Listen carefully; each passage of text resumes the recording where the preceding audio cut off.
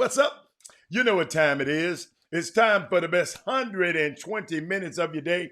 The Chop Shop, the nation's #1 urban sports talk show, and also your midday sports happy hour. Yours truly, Robert Hatter, alongside Jim Hicks, coming to you live from Houston, Texas, but we're broadcasting all over the world via Facebook Live and YouTube Live.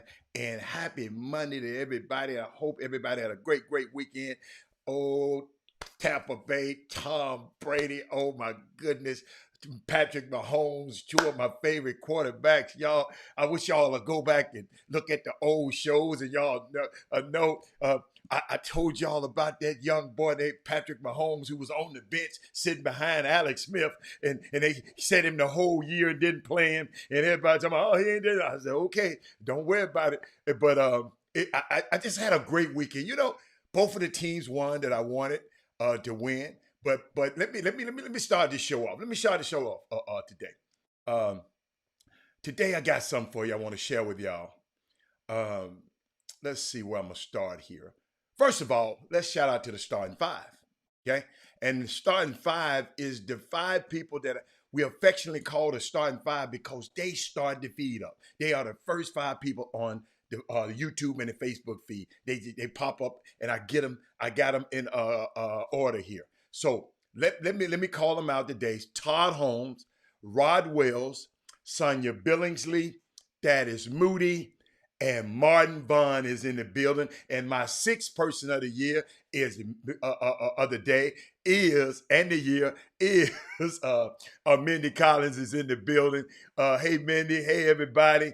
I want to share something with y'all, man, because over the weekend, you like that? Thank you, Nissa. Let me talk to some people. What's up there, Con Man? What's up, Wesley Yates, Tiffany Sanders, Franklin Paul? The Panther Network is in the building.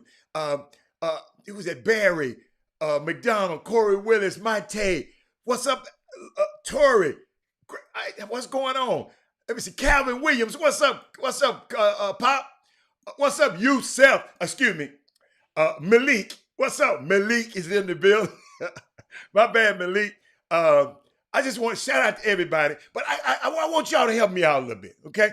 Y'all follow me some. And I'm glad you're on, Tori. I want you to check this out. Over the weekend, one of our greatest guys, who I call our last hero, sports hero, Henry Aaron, passed over the weekend. And in case you didn't know, if you're too young, I'm gonna give you a couple of little clips, but I want to share something about Henry Aaron, man. It's check this out. It's his first World Series home run. In case you didn't know who he was, Google him. I'm just gonna give you some breadcrumbs. Great. When I tell you a great man, y'all. But check this out.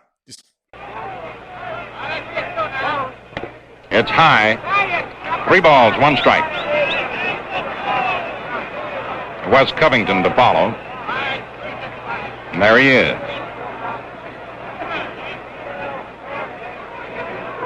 We'll watch Logan to see if he's playing it safely or running.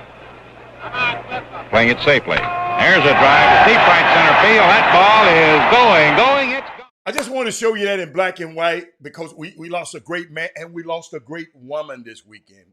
Brian Jolivet, if you know him, if you know his Facebook feed or whatever, however you get in touch with him, send him your condolences out. Man, rest in power, Miss Jolivet. Let's be there to support Brian in his time of sorrow, man.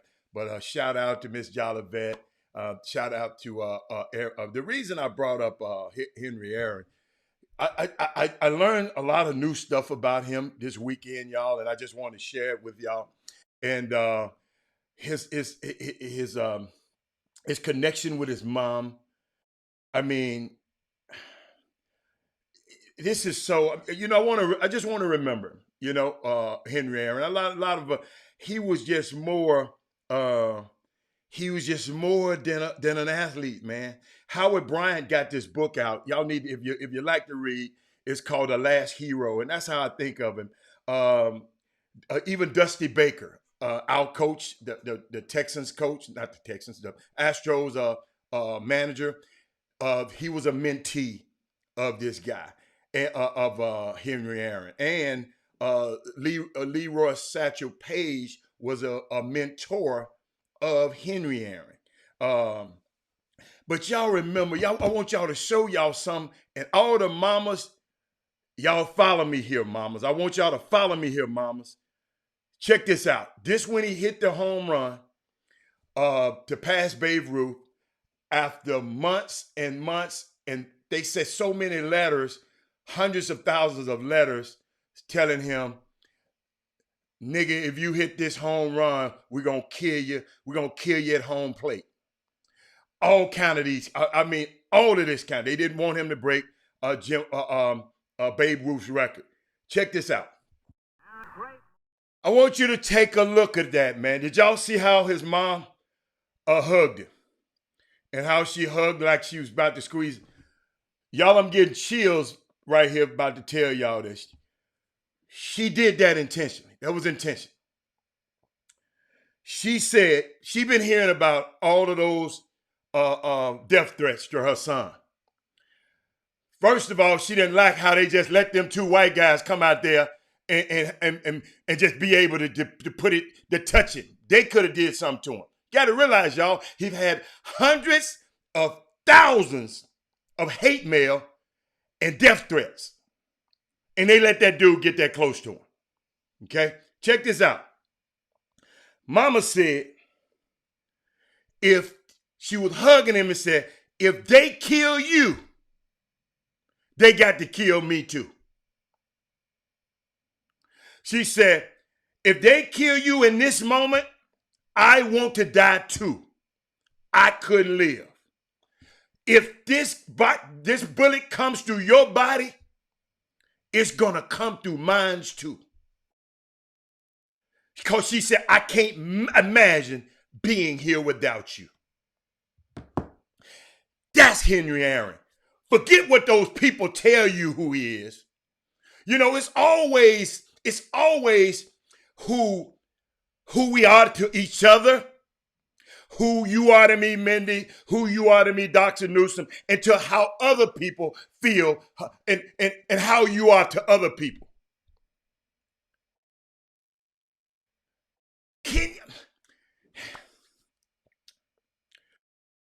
See,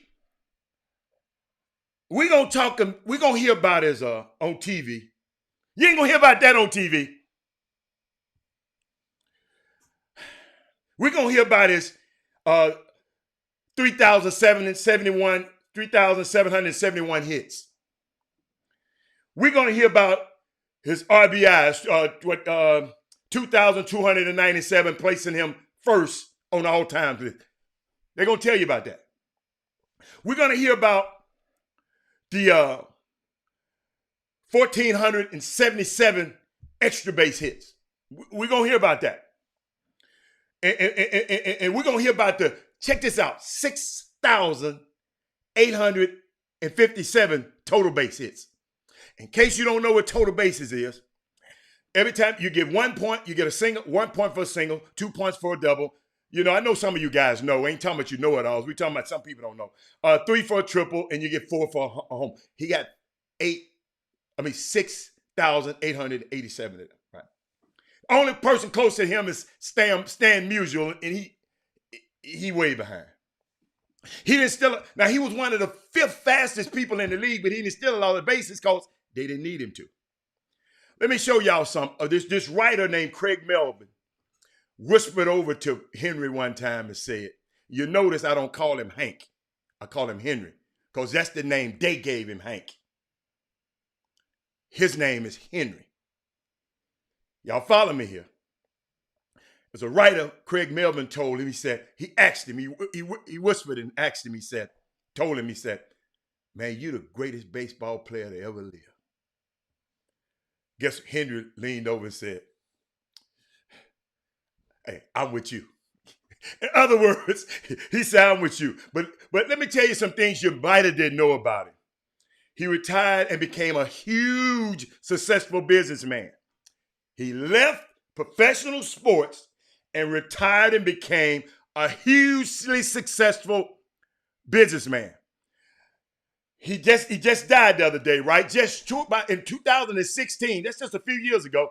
He gave $3 million to the Morehouse Hospital. Google that.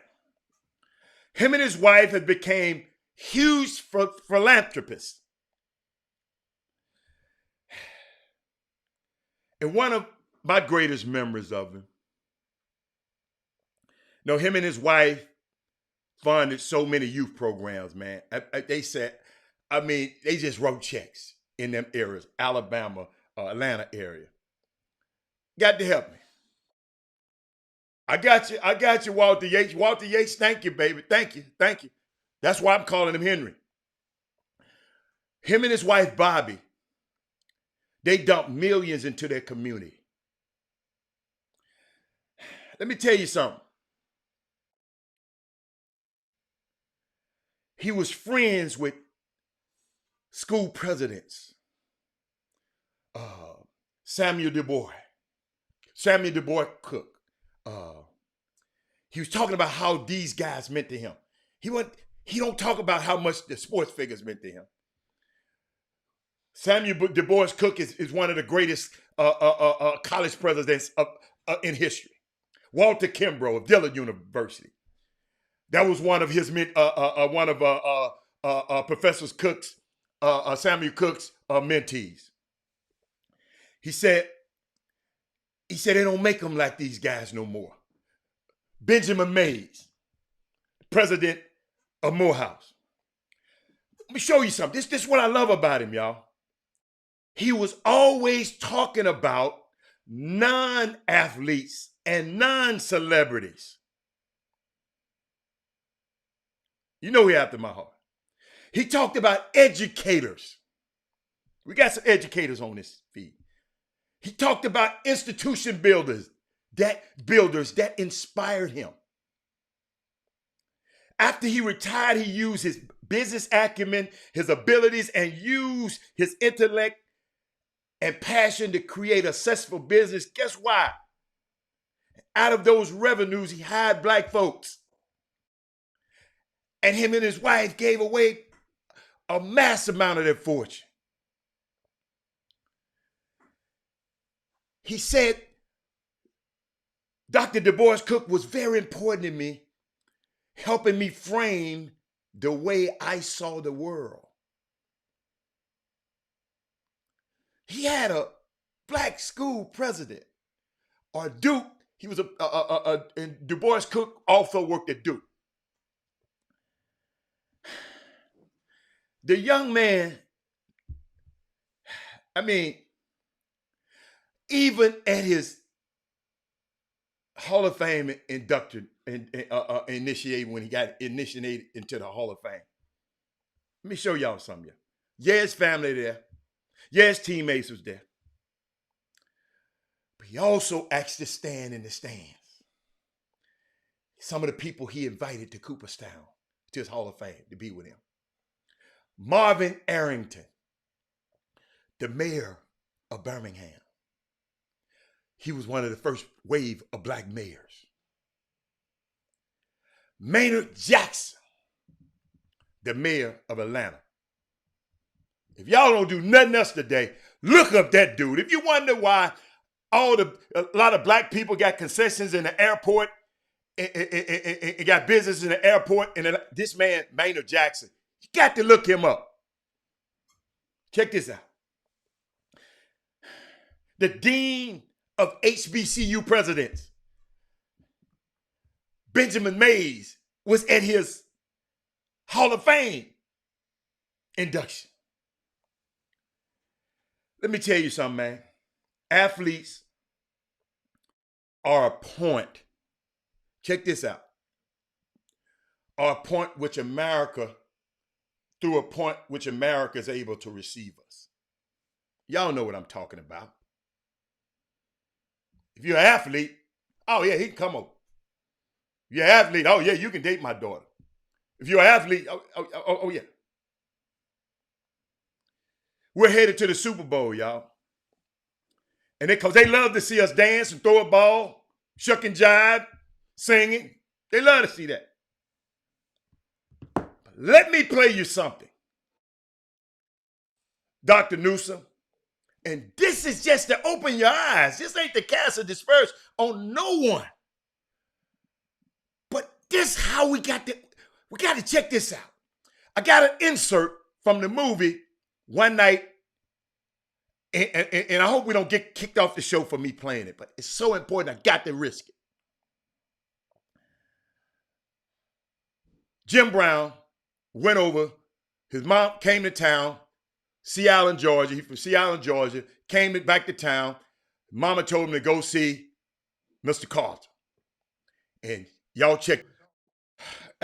I'm sorry for taking so long with that one, y'all. I had to give it to you the whole, so you can set out, if you watched it, how the Jim Brown character relaxed. Then, he was on his edge at first, then he relaxed. When he felt the man thought about him and cared about him. And y'all got to realize, when we're talking about these black coaches and these black GMs and all of these people talking about why these white owners saying, I don't care what y'all say. You can dance for me. You can do all of this for me. But you can't come in the house. You can do all of this. You can shuck and jive. You can sing. You can't come in the house. I tried to explain to y'all. That was the problem with the quarterback. Quarterback is the face of those billion-dollar franchises. The GM is the businessman for those billion-dollar franchises.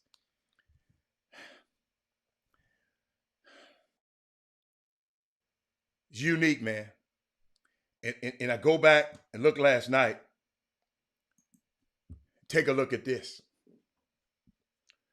The top left, that's Bruce Arians, the head coach of the Tampa Bay Buccaneers. They're going to the Super Bowl. Look at his staff. Look at his staff. Look at his staff. Now y'all see why I cheer for certain teams. I know y'all be talking about I'm front running, I'm what y'all call me, a bandwagon. If you really knew me, you know I don't give a fat rat's behind who win a basketball. If you knew me, if you was in my sphere of influence, you really know that I don't care. I care about the players. And what player, somebody is in my sphere of influence, got influence on that team. That's why I cheer for a Miami, Brian Flores. And the GM down there, his name just slipped out of my mouth. The GM down there happened to be black too. And let me tell you something, and I'm not just saying hire the guy because no. This guy going to the Super Bowl, man, with a 43-year-old quarterback and a young guy who used to play against this quarterback. Let me put him back up there at the bottom right. In the middle at the bottom, it's Byron Leftwich. Look him up. He used to play against Brady.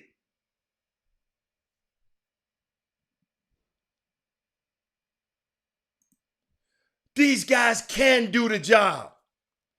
But them 32 owners is telling y'all he can do all of that. Man, you know, you can't come in the house. Can't come in the house. So let me tell you something. That's why we got to build our own house. I know. But Robert, we can't work together. Well, we got to do something. If you don't want to date together, then just quit whining. I got to take a break, man, because this touching to me right now. Henry Aaron. did so much stuff to help his community. And I bet you half of us don't know, because there's some stuff I didn't know. Some stuff I did not know. Like I said, some of y'all know everything. I ain't talking to y'all. But it's some guys on this thing, it's some people on this feed don't know. So that's all, man. I just wanted to share that with y'all. And I think that's when we're in positions of power, Henry Aaron. That's why I call him the greatest last great hero. When we are in power, look at your actions. Jackie Robinson told him, before I get, Jackie Robinson told Henry Aaron, look here, man. You got a responsibility. Who you represent every time you walk out your door. Not just on the basketball, on the baseball. Because we're going to go to some cities, and some of these cities going to be the first time they ever see a black man. But forget about them, because they're going to respect you. You make them respect you. But it's a little boy and a little girl who get a glimpse of you and see you. And you want them. You want to carry yourself with respect around when those young black girls and these young black men see you. I mean, y'all, I just enjoyed my little research, and all I'm doing is giving y'all some breadcrumbs to go, because I didn't. I just did it when he passed away the other day. I knew about him.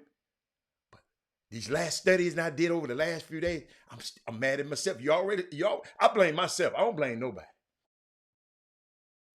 But when you know better, you do better. Chop shop. We'll be back. Let me get some stuff. We'll be back in a minute.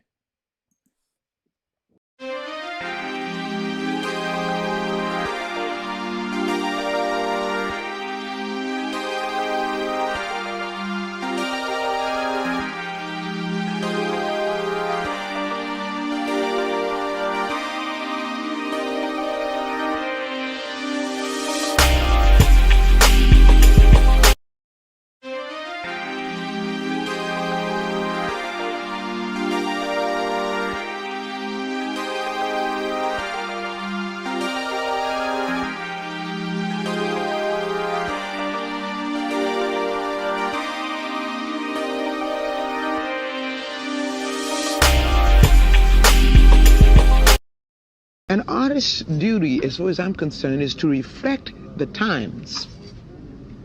I think that is true of painters, sculptors, poets, musicians. As far as I'm concerned, it's their choice. But I choose to reflect. That to me is the definition of an artist. We're at the point where we're giving draft picks. Like you're incentivized to hire minority coaches, or to at least help usher a minority candidate to another team, and you will recoup some draft picks. Like we've gotten to that point. Like unless you are gonna mandate, hey, franchise X, you need to hire so and so. Like you can't do that. And no black coach or no black personnel guy or personnel woman wants to be hired because they're black. What you keep saying, a fair process, that's the goal. And the standards, you want the same standards to be in play when evaluating black people versus white people. And unfortunately, I don't know what the NFL can do. Shout out to Troy Vincent, who's really pushing this diversity and inclusion and working tirelessly behind the scenes. But there's only so much you can do short of forcing people to do what's right. Welcome back to the Shop, the #1 sports talk show in the country. Let me tell you something. Coming to you live from Houston, Texas. Robert Hatter, Jim Hicks, coming to you live. I've been thinking through the break. I was just thinking something, but I want to share y'all because I've been watching some of your comments and We got shows for some of those comments. If I don't comment on some of the stuff that some of these people are talking about, I mean, that's not for me today. So I'll just let them comment. But got some unique happened, man. A few on December the 29th. Check this out. This is why I love the Chop Shop. This is why I love the people on the Chop Shop. The Boom Boom Room. This is why I understand y'all want to worry about something that out of y'all control. Ain't nothing y'all can do about. Let me share something with you. I got a letter from a parent. Parent said, "Good evening, Mr. Hatter. My daughter is trying to get picked up as an NAIA D2 or Good JUCO team. If you can do anything to help her, we would be so thankful. We have film of her. GPA was 3.0. Thanks in advance," and left his number. Show you what I did. Soon as I got this message, I got on the phone and forwarded this message to somebody. My biggest thing that I didn't do, I didn't follow up on the person. And if anybody know me, I'm the follow-up king. But I put this in the hands of someone else. I learned a valuable lesson. And that's why I'm on the show. I don't mind telling you, I messed up. I didn't follow up with the person that I sent the information to. I called that person. He dropped the ball also. Okay? Check this out now. But what I love about this Chop Shop, Dad didn't never stop looking at the show. But he sent me a message this morning. He sent me a message this morning. Yeah. Y'all look here. I convicted myself, y'all. I promise you. I'll follow up on the follow-upper. You know, I'm going to follow up on that guy from now on. But a valuable lesson for me. But he sent me a message. He said, his daughter, her name is Jada. She said, "I'm very blessed to say that I am now a lady lion. I will be taking my academics and my athletic talents to Penn State, Georgia. Emma Morrow, Dad's Jameson Morrow. I'm so proud of you, girl. We gonna have to get you on this show for Women Rock Wednesday because Uncle Robert put it in somebody else's hand. Because you gotta understand, if I'm not good at something, like if somebody break in my house and my daughter is the better shot, she get the gun. She is better, by the way. She gets the gun. Mr. Morrow and Jada, I put it in somebody's hands who's a lot better at that than me. And but they apologized for it, and I apologize because I should have followed up with them, and I didn't. But I congratulate you. I salute you, young lady. I salute you. You can tell your friends. You can send this all over the world. The people at Penn State, Georgia. Amber, I ain't never heard of the school, but not Amber. Jada, I ain't never heard of the school, but Jada, that's not number one school now. I can't wait. I'm just so proud of you, man. I just don't know. And Chuck McGowan, if you're on the feed, I don't know what school she went to. If you're on the feed, somebody posted. Trey Phillips, you should know. But hey, man, let me tell y'all something, man. I just love this community. And y'all do me a favor right now. Get your, I don't know how 6 years, but Sandra, Jimmy's wife is not feeling good. He's coming on shortly, but he had to make sure, you got to understand his duty. When he said I do, his duty is to his wife first. So we're going to have to just keep the show going. He'll be on in a few minutes. But prayers out to Sandra. Hope you get well quick. You know, Take care of your queen, man. And it's just, but this what Dulles. Thank you, Chuck. Thank you, Chuck. But y'all, but do y'all see how great a platform, how great a community this is? Yeah, they talk about all the bad stuff, and Jimmy said, let's burn it up, let's burn it down. No, we don't have to burn it down. We just got to get that. Hold up. It's more of us, the good ones, than it is the bad ones. Let's just what they call it. It's a word. Let's just glean the wheat. Let's just get the riffraff out the way. And because this community, man, this young girl, she's so happy. I cannot listen. I feel like my daughter just got, and you know what she said. She said, I am taking my academics and my athletic talents. Hey, she done changed the game on y'all. Hey, all the fellas, y'all got to come correct now. Cause Jada done changed the game around on y'all. She said, I'm taking my academics, and she said academics first. She knows she's a student athlete. So I think that's great. So now, y'all, we can talk about now, if y'all want to. But I saw something before we get on football. I saw something that happened to all the commercial watchers. Who a commercial watcher of the Super Bowl? My hands up, 2 hands up. I love the commercials. You remember we came in here last year talking about the commercials. Guess what has happened? Budweiser. Hit a headline. Budweiser becomes the latest Super Bowl commercial stalwart to sit out this year's broadcast. Let me read y'all a little bit. Check this out, y'all. Check this out. Yes, thank you, X. Hold up, man. Hold up. Budweiser got to put on, hold up. Anson Fowler, Jerry Johnson, Lemoyne College passed away yesterday, and it was all over my feed, and I need to be smacked because Lemoyne is the HBCU insider in Memphis, and I'm gonna tell y'all, when I grew up, I never thought about going to Lemoyne. I didn't understand. I told y'all, man. Hey, my big brothers and my folks, my older people in my family got some explaining it to, because I didn't know. I knew I passed by it all the time. But I didn't know it was an HBCU. I didn't know it was a historically black college. That never fathomed me when I was a young man growing up in Memphis. But yes, it's I thank you, answer. I had to stop there, but let me tell you about Budweiser.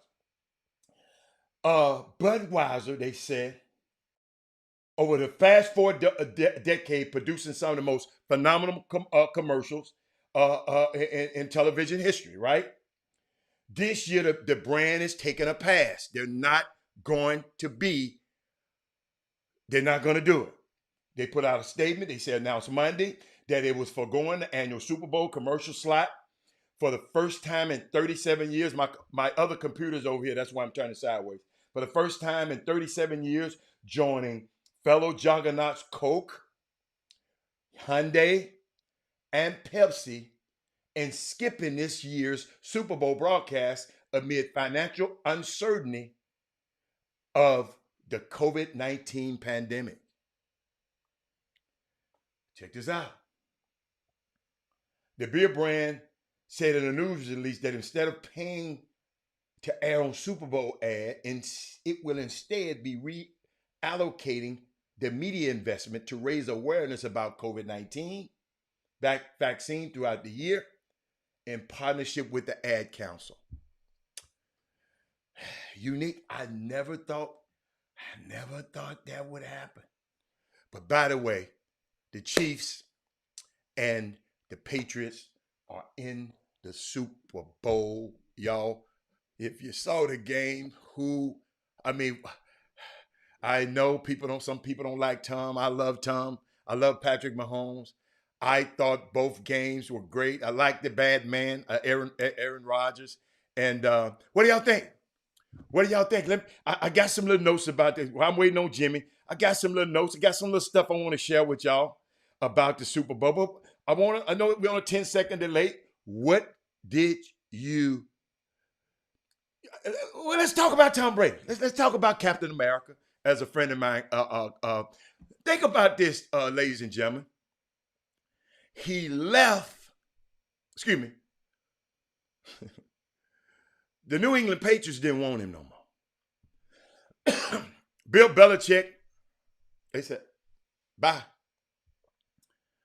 And Bruce Arians decided to give him a job. He said, Tom, come down here.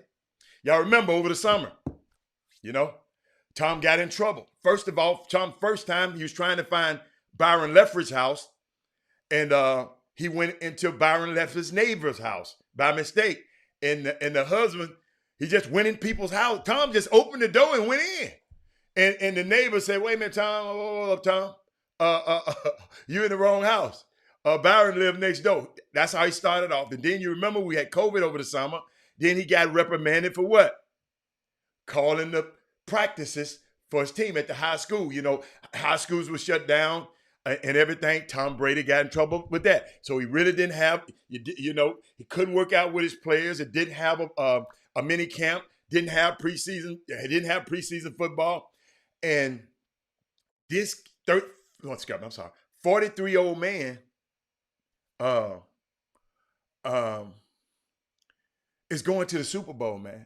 The first time the Super Bowl would be hosted by the home team. By a team that's in the Super Bowl.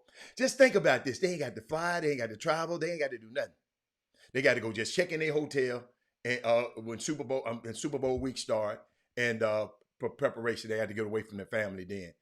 Martin Vaughn asked me, did the Bucs win validation that the Pats' success was all Brady? No. It was a combination of things. It's just. I don't think it's. Nah, Tom Brady's just one of them guys you can plug and play. Tom Brady could have came. Tom Brady would have came here. We'd have been in the playoff. Listen, nothing about Deshaun. Y'all, I love Deshaun, but Tom Brady could have came to the Texans and we would have been in the playoffs. He just knows how to play this game. And I tweeted, y'all know I tweeted yesterday. I said that TB12 can really play football. You know what some uneducated people tweeted me back to it was the defense. It was the defense. Yes, the defense. But in that first half, Tom Brady put his stamp on that game. Now in the second half, I don't know where the hell he went.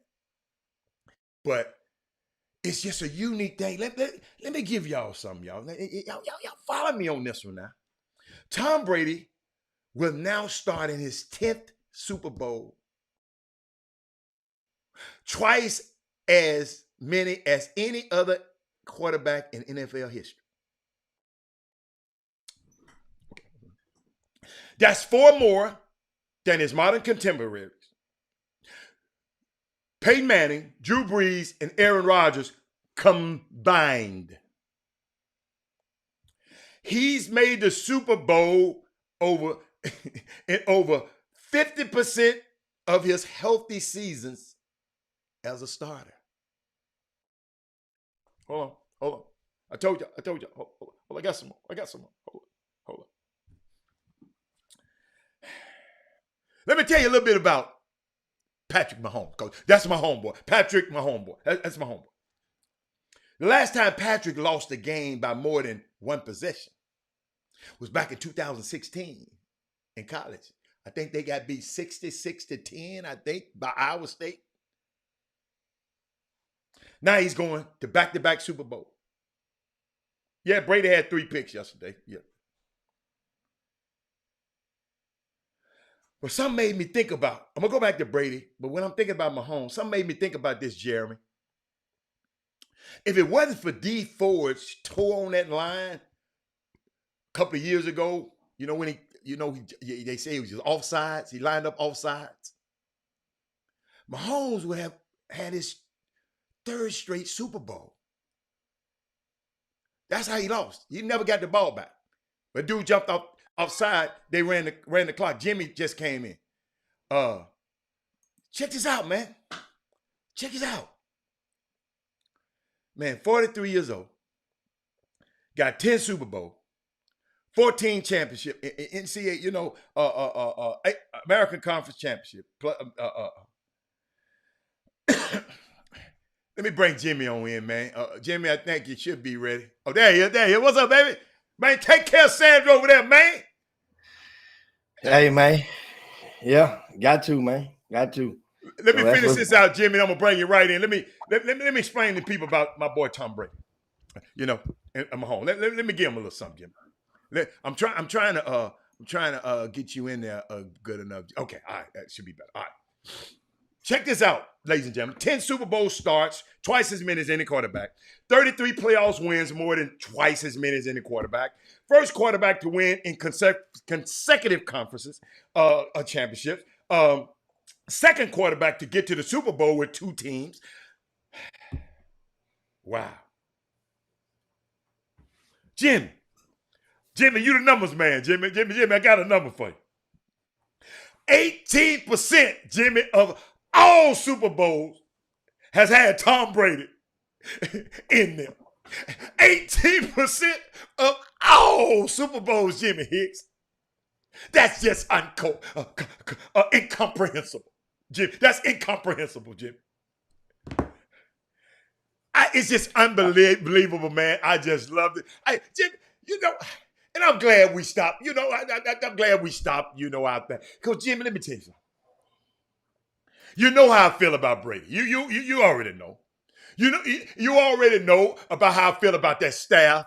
Yeah, I've been bragging about that staff for so long, and I know you used to look at me like, if he don't shut up talking about this staff.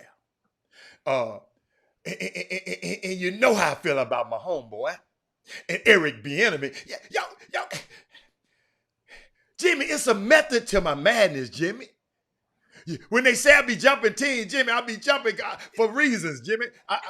What's up, man? Jimmy, I don't know if you've seen the Jimmy. This is the first time anybody ever seen our new promo pics behind us there.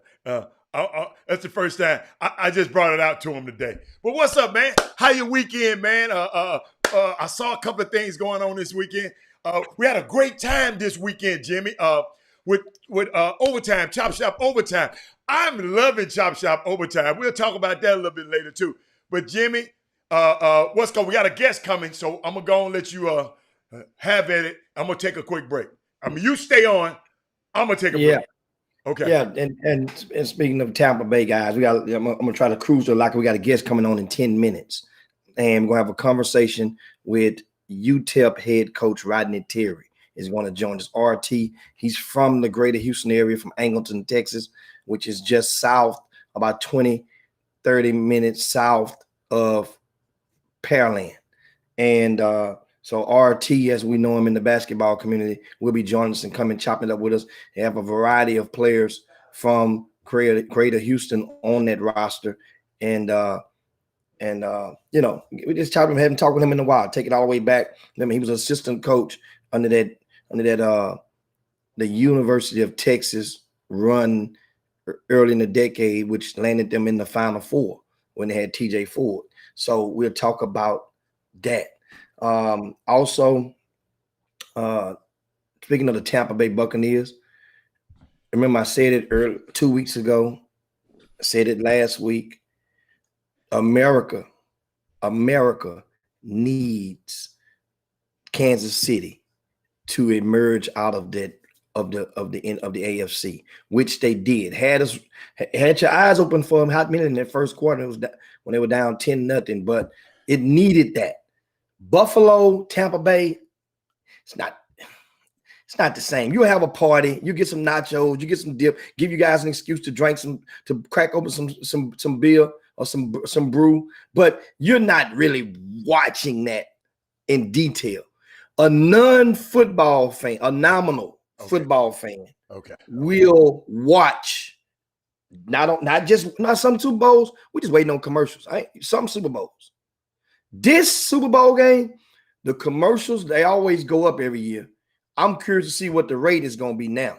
Did you hear? Since you have, I know you was taking care of Sanders. Did you hear what? You didn't hear what I said about Budweiser. No commercials no more this year. Budweiser, Coke, Hyundai, and Pepsi, they skipping it because of COVID. They skipping. Okay. But I just wanted to let you know.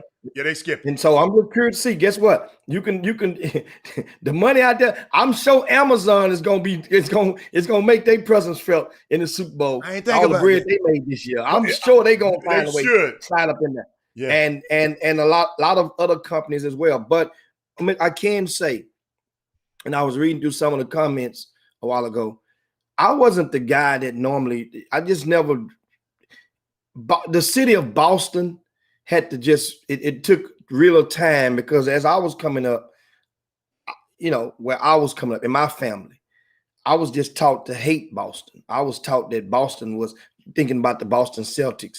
I was just taught that Boston was those white boys. And mind you, we understand Bill Russell played there, won 9 rings with them. But at the same time, I was taught. I'm not 11. 11. I said 9. Yeah. 11. But I was taught that. And guess what? That's a confessional. Yeah. Not saying it's right, but I was taught that. And I learned to believe that. Even going to school, them white boy. Think about it like this.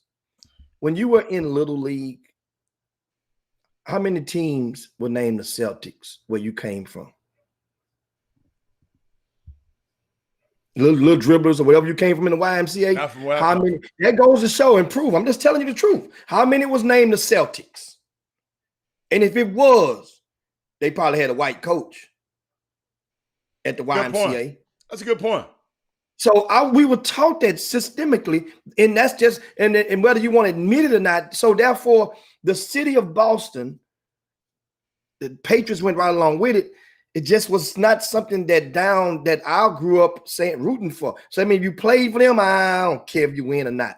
Not saying I'm not necessarily rooting against you. I just don't care if you win or not. So then, as the Celtics start to change, when they had the Kevin Garnett went there, and they had the Ray Allen and the Paul George. I mean, not Paul Pierce. At that point, that was the first Doc Rivers coaching the team. So now you got black coach, and that wasn't the first time them having a black coach. No. But having a trio, then all of a sudden at that point, a lot of Boston black folks that didn't live on the East Coast would start, you see an abundance of product being sold and worn proudly across the country. And so then you see the Red Sox. The Red Sox, remember, nobody felt sorry. They never made it to the World Series. You get Kurt Schilling and the blood on the sock, and now Kurt Schilling's a whole other topic right there about him, what's going on in the political realm. People talking about actually trying to go and rescind their Hall of Fame votes for him based on the fact that his presence and his support for the insurrection of 3 weeks ago. But back to the Boston Red Sox. Big Papi, Manny Ramirez. You see, they had the Dominican swag. It was all, and then it became cool. Then later on, Mookie Betts. Even before then, Omar Garcia Parra.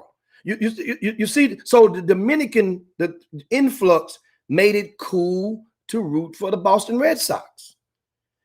I wasn't grew up rooting for what Carl Yastrzemski. I knew about him. Wade Boggs. We knew about him, but I wasn't rooting for Wade Boggs.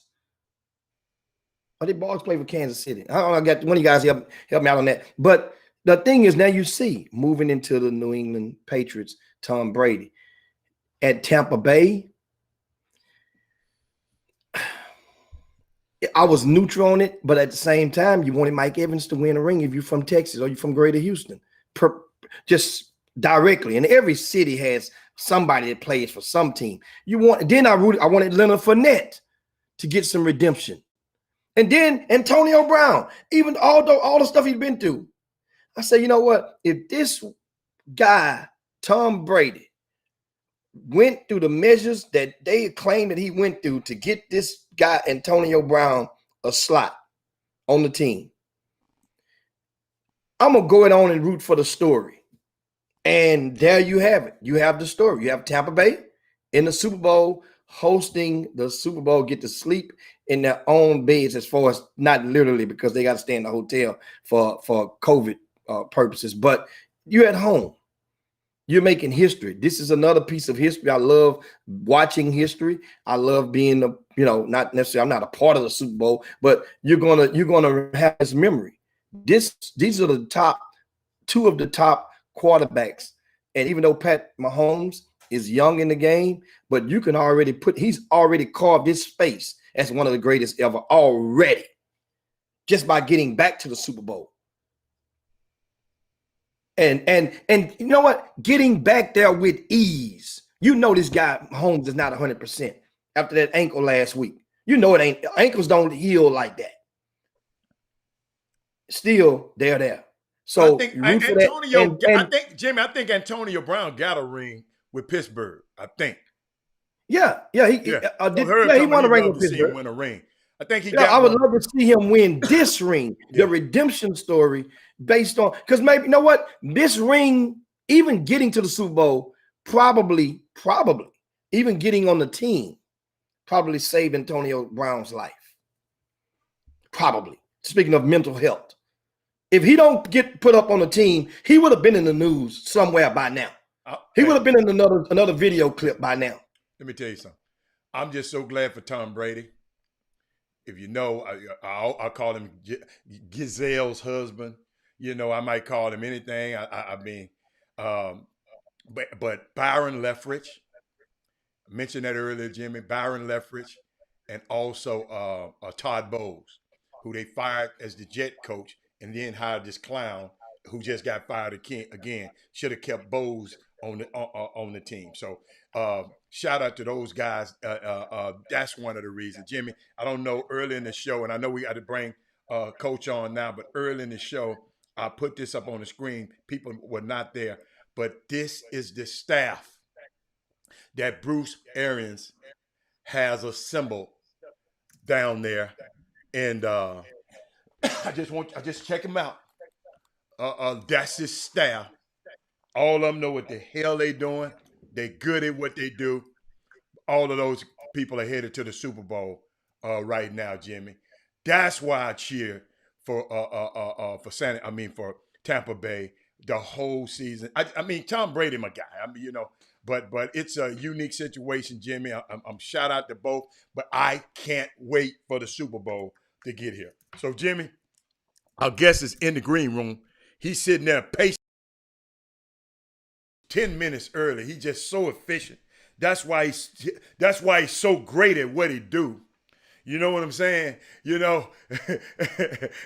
Hey, and I'll let you introduce, because it's people talking about they done played with him and all that. Some people talking about they done dunked on him before and all that. And I can't wait to go back through them comments, because I'm gonna let Coach know how to go look at them comments so he can see who talking all that stuff on the feed too. But Jimmy, you can introduce Coach. Yeah, I mean, and of course, we have with us on the Chop Shop one of our repeat, I would say, guest for a conversation. This is one of Greater Houston's own, Rodney Terry, who's a head coach at the University of Texas at El Paso, and I see him got the lenses on. How do you see him? You see he got the lenses on right now. Take his goggles out, man. Look at him. Hold on, Coach. Hold on, Coach. Let's go have one today. Man, look at him. Coach, look what I did, Coach. All of us got him on today, Coach. Yeah. Hey, man, Hannah looking like Brian Miller Jelly over there, man. Look at him.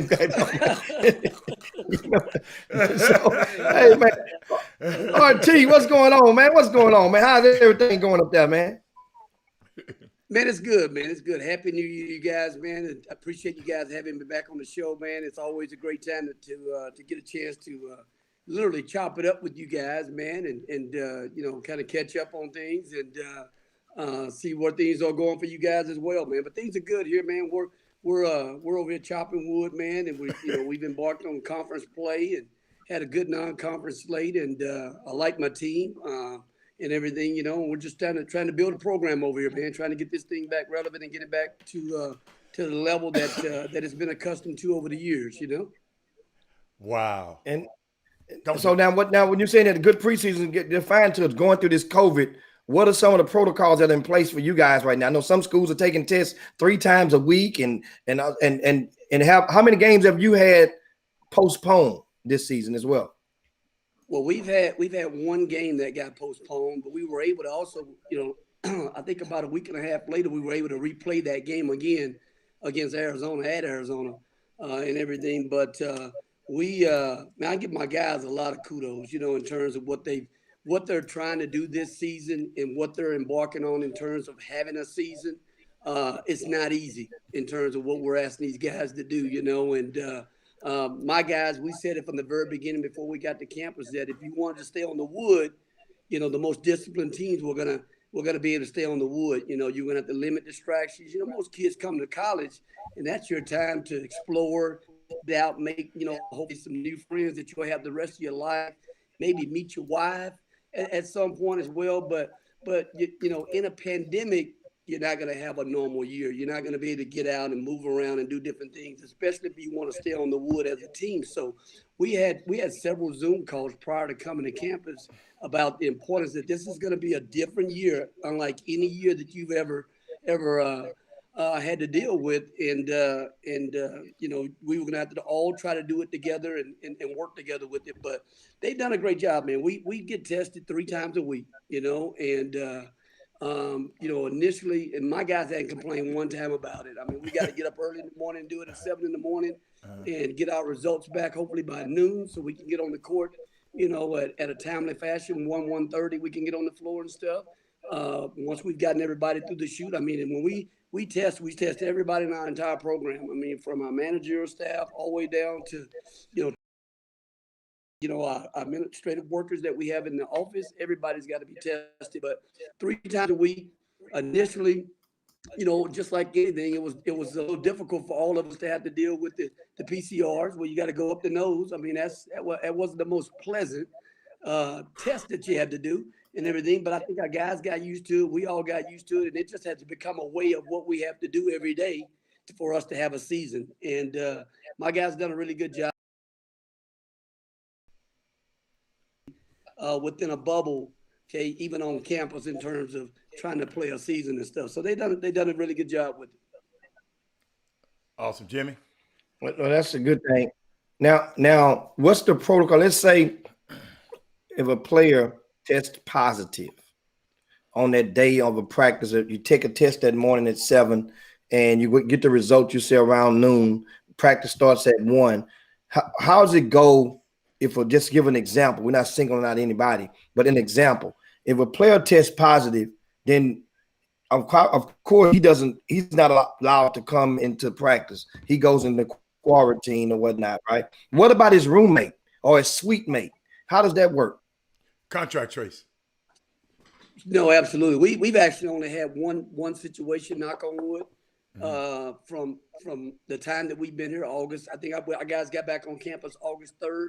We've only had one situation where we had to deal with the protocol of not passing one of the tests, and when that happened, one of our guys was out. We had to quarantine him for 10 days before he was able to have any activities, and then his roommate, was right around that same amount of time that those guys were out and weren't allowed to be in any activities and stuff. And then us as a program, we were out 5 days in terms of what we were shut down for 5 days from any basketball activity and stuff. But that's been really the only encounter, knock on wood, that we've had to deal with to this point right now with the testing piece.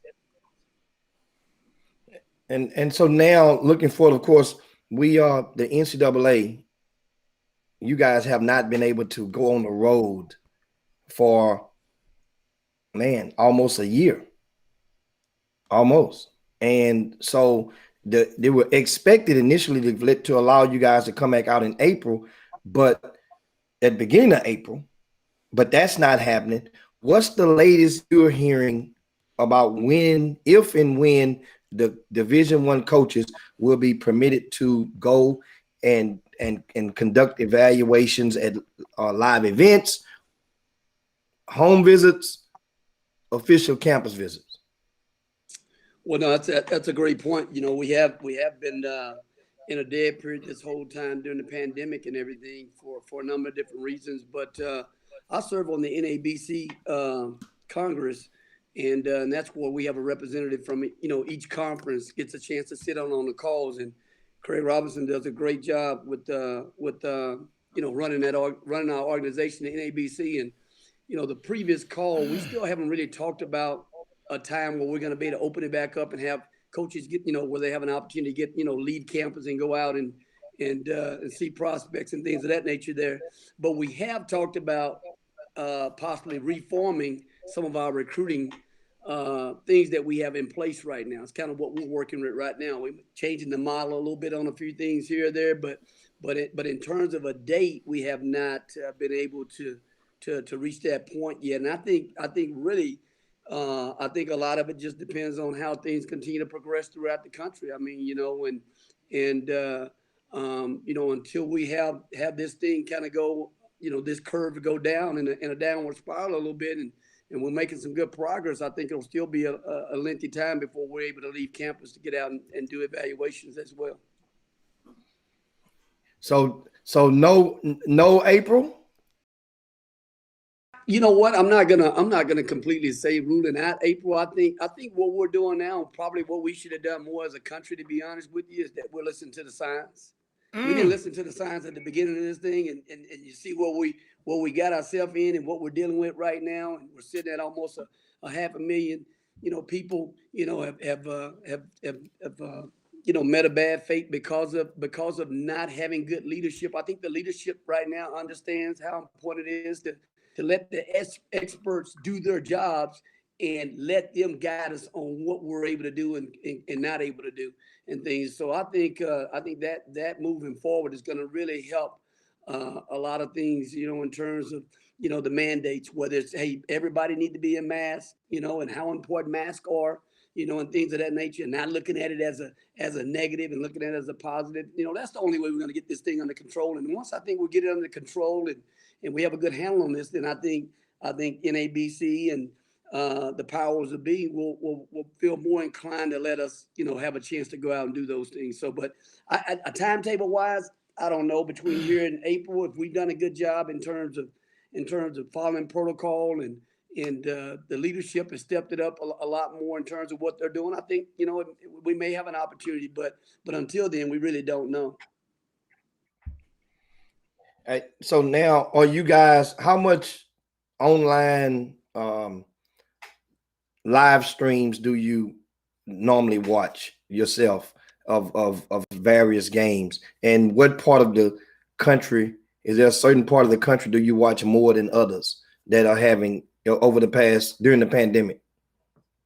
Well, I'll be honest with you right now. I mean, during the during the grind of conference play right now, I mean, I'm heavily involved with my team, and everybody's probably trying to win games right now and figure out what they need to do with their teams right now, respectively. It's hard to try to look down the road or be actively involved in watching other guys play when you're trying to prepare your team to win conference games. And I alluded to the fact earlier of what our guys have done in this pandemic. Now, it's extremely, and I say it's difficult for guys to compete during this time because, really as a normal college student, there are other opportunities and releases that you have. Right now, kids are playing Division I basketball. They have academics and then they have basketball. There's no other time to move around and go do other things and put themselves in position to be exposed, So again, it's a very trying time. So you have to try to, put your guys in the best position right now to try to be successful. You try to put everything you can right now into your team, and then we'll deal with the recruiting piece, as need be. I know myself personally, my assistant coaches, those guys are always watching tape. Those guys are always watching and everything. But me actively, I put a lot of my energy toward my team and the guys that I have on campus already right now. Interesting. I like that. What you got, Jim? Yeah. Well, we have some viewers now. If you guys, you have questions for Coach Rodney Terry, feel free to present them. I'll present one question that's for you that came, and the question is: can you define the term blanket waiver? And reason is there's a parent that was in communications with the college coach, and um, the college coach basically told them, I'm trying not to say no names, that I'll read the response, and you interpret this for me. This is a 12th grade parent of a 12th grade high school player, and of course, NCAA rules prohibits all Division I coaches from speaking publicly about any prospective student athlete who has yet to sign a letter of intent. Here's it goes. Uh, this is a response from the college coach at the non-Division I level. Well, yeah, non-Division I level. Here we go. Thanks for reaching out and your interest in us. At this moment, we have signed 3 players and have 2 committed. And due to COVID and NCAA blanket waivers, we are not sure about the spring signing period and whether or not we will be able to bring in any more players. Stay touch and good luck. Keep working and grinding. So first, how do you interpret that letter? So if a parent gets those types of letters from a college coach, basically, obviously, you're seeking, hey, here's my son. You probably sent video clips. He's averaging this. He's leading his team in that. He's the red ant in his ant bed. They send you the letter. You send back this. What is that? How should they interpret that? Well, just based on what you just read there and everything, I know a lot of programs around the country are gonna have to deal with roster management, and it's becoming more and more of a thing that you have to deal with, obviously, at the end of the year in terms of your actual roster. But based on this year in COVID and during the pandemic, all student athletes that play Division I basketball were granted a blanket waiver year, meaning that they got an additional year of eligibility on their time slot. I mean, if you're a senior this year and you want to come back next year, then you're going to be allowed to play next year. If you're a junior, then you repeat your junior year again. Likewise, so you retain that year. So when you say blanket, that's blanket all the way across. We just recently also had a blanket waiver situation where, we had all Division I transfers, guys that started the school year and they were there enrolled to start the first day of class. They were granted an opportunity to be eligible immediately, and that didn't take place until mid-December. That took place and everything. But that was a blanket waiver. If you were eligible and you're a participant at the Division I level, then you were granted immediate eligibility to play this year, right now, currently, and everything. But I think as that story read there that you alluded to, because of roster management, programs are going to have to look at, man, okay, how many guys am I going to be able to have on scholarship next year? Certain institutions may allow you to have past that number because of the extra year. You got 2 seniors sitting in your program right now and they want to come back next year. They have another year of eligibility, and so, you got to look at, or institutions are going to look at, hey, we're going to allow those 2 guys to come back on top of you signing 2 other players because you already had 2 scholarships available. So, it's going to be an interesting dynamic when you start looking at that part of it in terms of roster management. So that's kind of what you mean blanket. When it says blanket, that means it's for everybody that's eligible or participants, and it's effective for everyone to abide by that. Coach, I was just thinking about something. I know this might be a little outside the box. You just made me think about something. What if COVID, by the end of this season, and COVID is still not under wraps like we thought it was? Would they have to give them another year? You know what? That's a great point. I mean, we really lobbied as an NABC group, at the start of your year, and Craig, having great leadership for us with NABC, and us meeting as coaches from all different conferences. We were really, hard fast about, what, basketball guys, we were affected last year. They missed the NCAA tournament last year, right, because of COVID and when everything hit. So, we've been affected for 2 years already, going into this season right now. Now you were going into a season where it was going to be very unpredictable in terms of What's your non-conference look like? How many games were you going to be able to play? Were you going to be able to have a season? So you were going to go into a second year to where you were affected 2 years in a row in that regard. So, the NCAA did a great service by the student athletes by giving them that extra year of eligibility, which was very deserving for, again, because of the type of year that these guys are encountering. It's not a normal experience for them. But looking into the future, if we're still or we're still under those kind of situations or guidelines, you may have to reevaluate that and look at that again, as well, right. and I know that there's some high schools, I know it's not happening here in the state of Texas. There's some places like in California, they're not even playing high school basketball, or even play high school football, Chicago to this either. point as well. And so, I think they're even having to look at it at the high school level, whether or not they're going to grant them another year in terms of, are you going to give these kids another opportunity to be seniors again, because they didn't get a chance to play their senior year. So, I think it's always in the best interest of the student athlete to try to do what's best for them. You know what I mean? So if that situation again in the future is not any better, then I think you probably have to look at doing something like that again, I mean, I'm loving the question. You guys feel free to keep them going and have a good go Coach, and do me a plug some of favor. these questions Coach, let me from the help Coach Boomer a little Room. bit, Coach. Coach, look at your screen and up in the right, Jimmy. It's a bubble up there. What you say? It's an eye. It's a red eye. Look, red eye. Hit that red eye. Yeah, I see. There you go. I see it. I got you. And now you can see some of the questions. Okay. You can see something exactly. So that means if you're talking, they talking crazy too, Coach. Pop up. And some of the questions pop up. Feel free to go and dive into any of them. But first of all, Troy Benjamin asked, "Are you practicing today?" Well, I know why he want to know. Hey, you know what? I heard you guys earlier talking about your team for the Super Bowl and all that good stuff.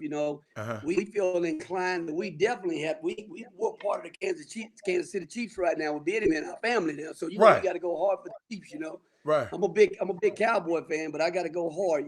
But no, we've got JB here, Jamal Bieniemy, and Troy's dad, and great family. And JB's been great for us this year, man. He's a terrific player, young player that's really played well to this point right now in the season for us. And sky's the limit on how good he really is going to be, in the future and stuff. But yeah, we're gonna do a little bit today. We got to bounce back, and we got to deal with the road runners from UTSA, man, that put up a lot of points. And we got to deal with those guys. So we got to start our preparation today, and we'll be on the floor for a little bit this afternoon. Coach, I got one for you, Coach. Jamal didn't have to wait out a year. Why could he play immediately? Well, you know what? Initially, before the blanket waiver went into effect to where all Division I transfers were granted immediate eligibility, you were able to still, talk to the previous institution from where he was coming from, and if you got a chance to have some good dialogue with that staff, and Coach Kruger, I spoke directly with Coach Kruger myself, and he loved what Jamal had done for him for 2 years. He was a great kid there. Didn't want to hold him back from having an opportunity to continue to play and move his career further. And so those guys, they chose not to hold him back, and they gave him an opportunity to say, hey, if there's anything that we can do to help him be eligible right away, then we're gonna do our part with that. And they did, and so you give them a lot of credit for giving him that opportunity to not have to sit out, and he could continue to play and develop. And then the caveat was, you got this year back as well. So wow, it was good. It was good all the way around. It worked out all the way around. I like that. Okay, Jimmy. Yeah, and we got, once again, we're going to share a lot of the questions that you guys have in the Boomer Room. And here's one from Trey.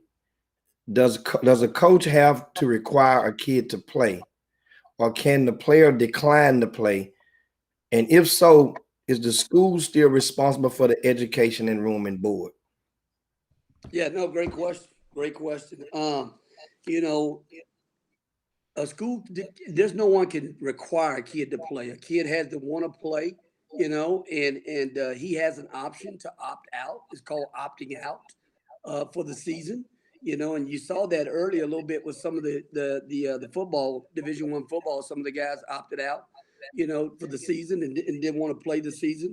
I think you had a few guys in basketball that opted out as well.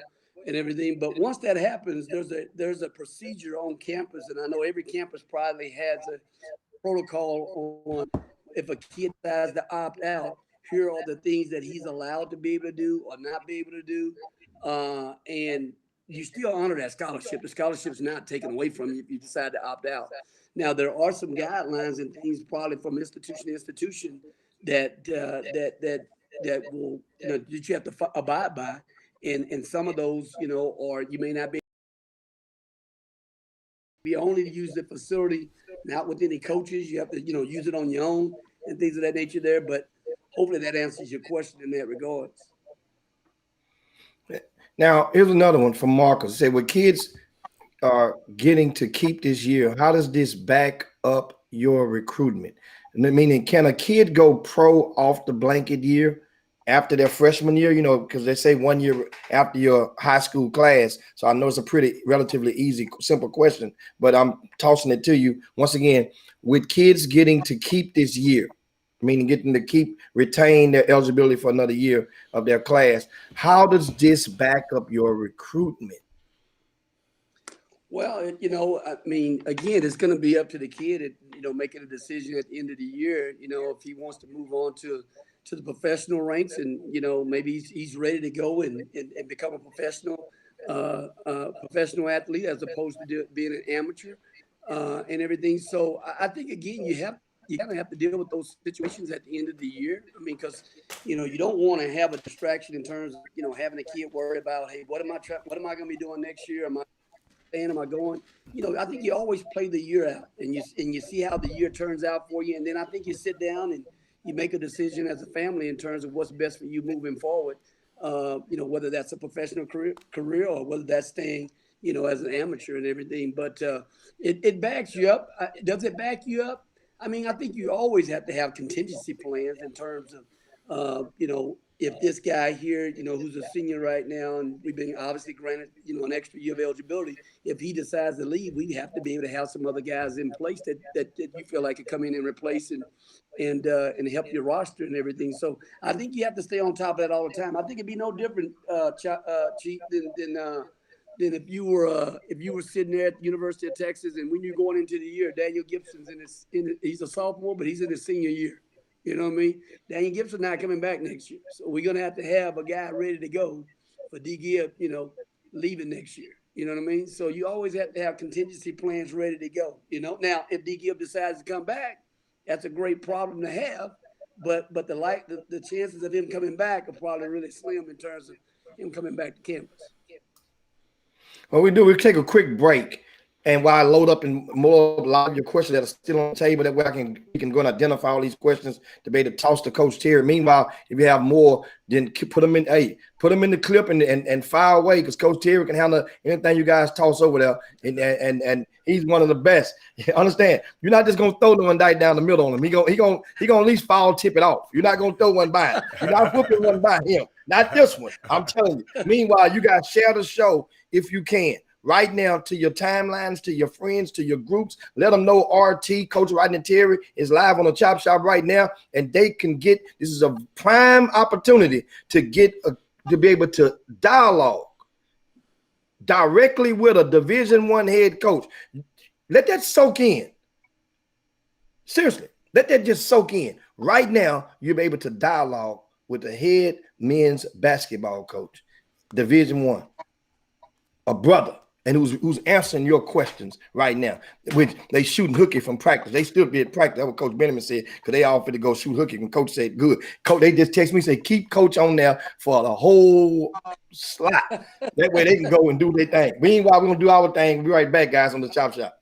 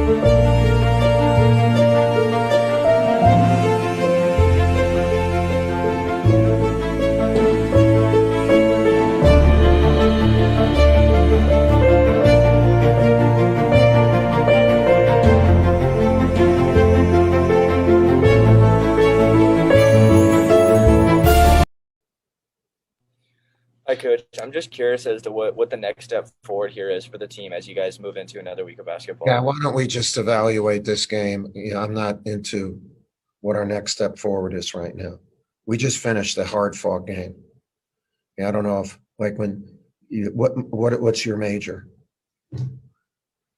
What's your major at Duke? What's your hardest class? Econ. Okay, so say you just had the toughest econ test in the world, and when you walked out, somebody asked you, "What's your next step?" You see what I mean? You have some empathy and just give us time to evaluate this game, and then we'll figure out, just like we always try to do. Welcome back to the best 120 minutes of your day. The Chop Shop, the nation's #1 urban sports talk show, and also your midday sports happy hour. Yours truly, Robert Hatter, alongside Jim Hicks, coming to you live from Houston, Texas. But we got a special guest today. We got Coach Rodney Terry from the UTEP two-step. Coach, he called you RT.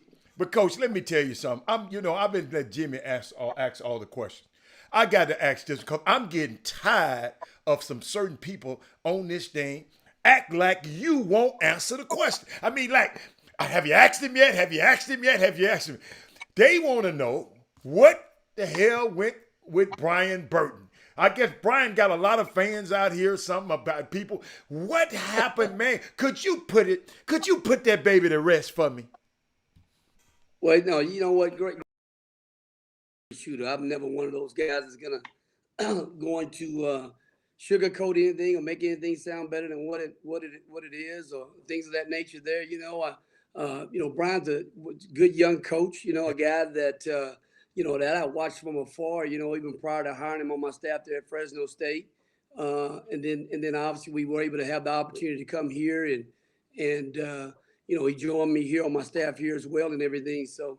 I think there are always dynamics within a staff in terms of what you're looking for and what you're trying to have as a staff. And sometimes things work out, sometimes things don't work out in that regards and stuff. And I think it's all about feel and all about in terms of where you're going in the direction you're trying to head and things. And I know for myself. I felt like, that I felt like we needed to do something different or have a different feel in that regard and stuff. But I think you make those decisions at the end of the year in terms of what's best for you in terms of moving forward and stuff. I have nothing bad to say about Brian in terms of what he did or how he did it. Mm-hmm. I thought he always worked really hard for me. I thought he was a guy that tried to do what was best for our program here in terms of trying to build a program here and everything. But you assess everything always at the end of the year, and you try to make a decision on what's best for you moving forward. And I thought for myself that in our program, I thought that's what I needed to do. I made a change in that regards, and I wished him well, and he'll continue to be a guy that I'll try to help any way I can moving forward with his career as well and stuff, because he did a good job for me in his 1 year here with me here. That's good, Coach, and I love that, Coach. And people who ain't never, let me tell you something. That stuff kind of goes with being the boss. Coach, you the CEO of that basketball program. Stuff like this happens. I mean, you have a changeover. It's fit sometimes, people. It's like sometimes like a man. Think about it. You know what, Coach? Some people who ask this question, not all of them, but they've been on about their fourth wife. And how in the hell you gonna expect for this man? This stuff it's not nothing magical about this stuff, Coach. Somebody told me, some coach told me, hey man, if you're a coach, you get hired to get fired. It's a coach told me that, Coach. So stuff like that can happen, man. Coach, I had to ask it because I thought it was, I know that certain things just don't work out sometimes, but some people just don't get it. And, like some people say that's the diplomatic answer, but hey, what if it's the real answer? I'm sorry. No, absolutely. No, I didn't mean to cut you off, but no. You're absolutely right. I think, it's anytime you're embarking on building a program. I mean, I've been blessed now. This is my 10th year as a head coach. and even building a program there at Fresno State. I mean, you're talking about, again, we came in from ground zero, and we started really basically ground zero here, and as you're building a program, the thing you're trying to do is you're trying to establish a culture, you're trying to establish a way of doing things, you're trying to establish some continuity in your program, whether it be with your staff, whether it be with your players. Even there at Fresno State, in year 3, we were still trying to learn what it took to win. Whether it was at home, on the road, and it wasn't until the end of year 3 that we had a breakthrough, and from that point we never looked back. But up until that point, I probably had even with players, sometimes it's not why this kid leave or this or that. Yeah. You're still trying to find, to your point, you're still trying to find the right fit. You're trying to find the right situation. And if you're able to have continuity with your staff, I think that really helps your culture. Yes. I think if you're able to have continuity with your team, then that helps your team continue to build. And while we were able to continue to build what we built there, and things. But again, that's all timing and again, and the right situation and the right deal. But that's really what it kind of alludes to. You know what I mean? We can move on for that one because it's when a lady asks a question, I always want to put her question up front. She asked about would there be any basketball camps this summer for colleges, and then I'll add another one. When they do give these kids this extra year, is there additional funding for your program for that extra year? I guess it would be if they give you another year. And maybe they will probably want, where does the funding come from? The same pie or a different pie? So that's that's a great question. It really is.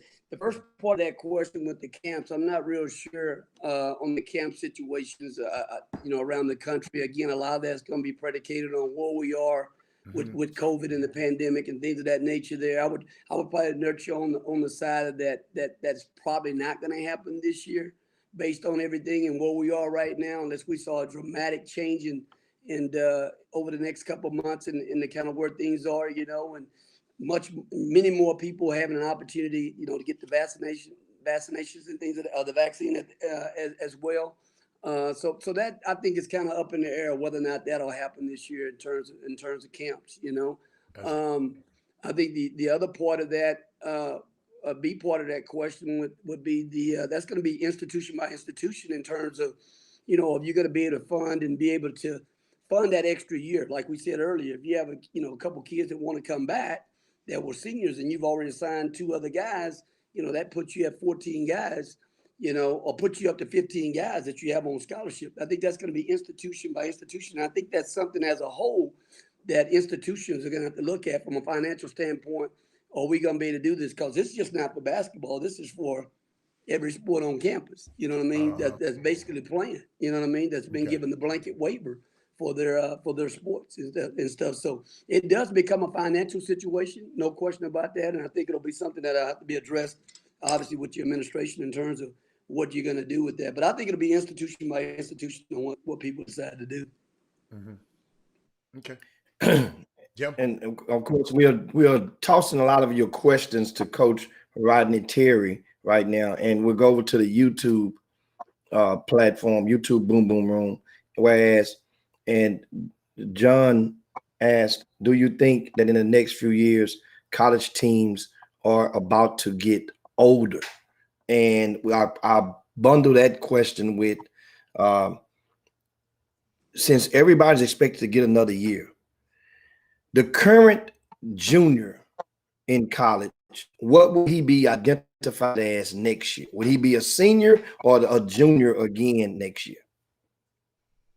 I don't know if they're going to determine that as a redshirt junior, because sometimes you sit a year and you come back as a sophomore, say a redshirt sophomore. So I'm not sure what the exact, clarification of the title and everything. Will they be a junior again and without saying a redshirt junior year, because you basically, got a year where you got a chance to compete already without sitting and things of that nature there. But nevertheless, you're still going to be a junior in terms of your eligibility. You're going to have a junior year and a senior year still to play, with the blanket waiver situation to that question there. And Do you have one? Are we going? Yeah, I got one, Jimmy. He said, "What is your process of looking at a high school player, deciding whether or not they are a good fit for your program or your system? What is the continued process which they can when they hit the campus as far as developing them?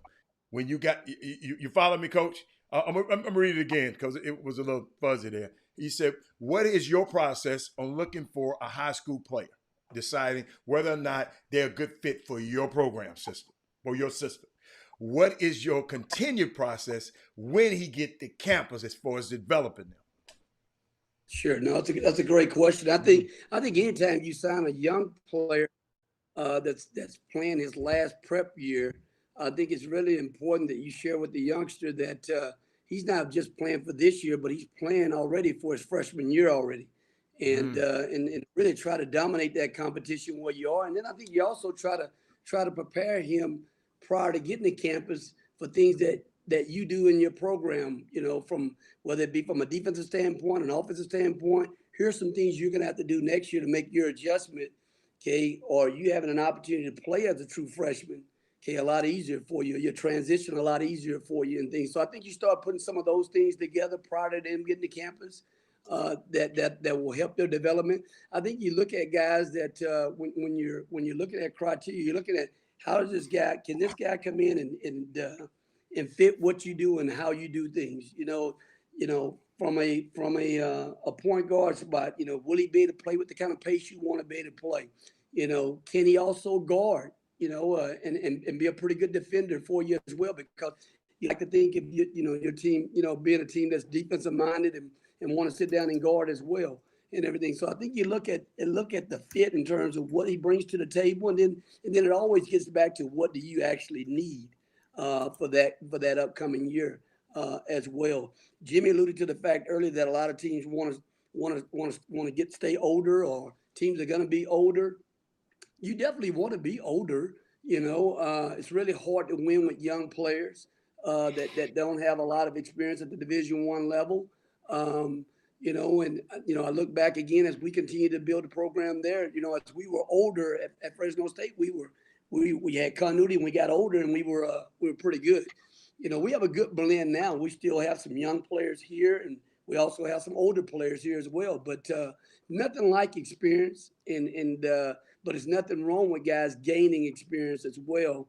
I just think you have to have them prepared, and you have to continue to develop guys that want to get better at their craft.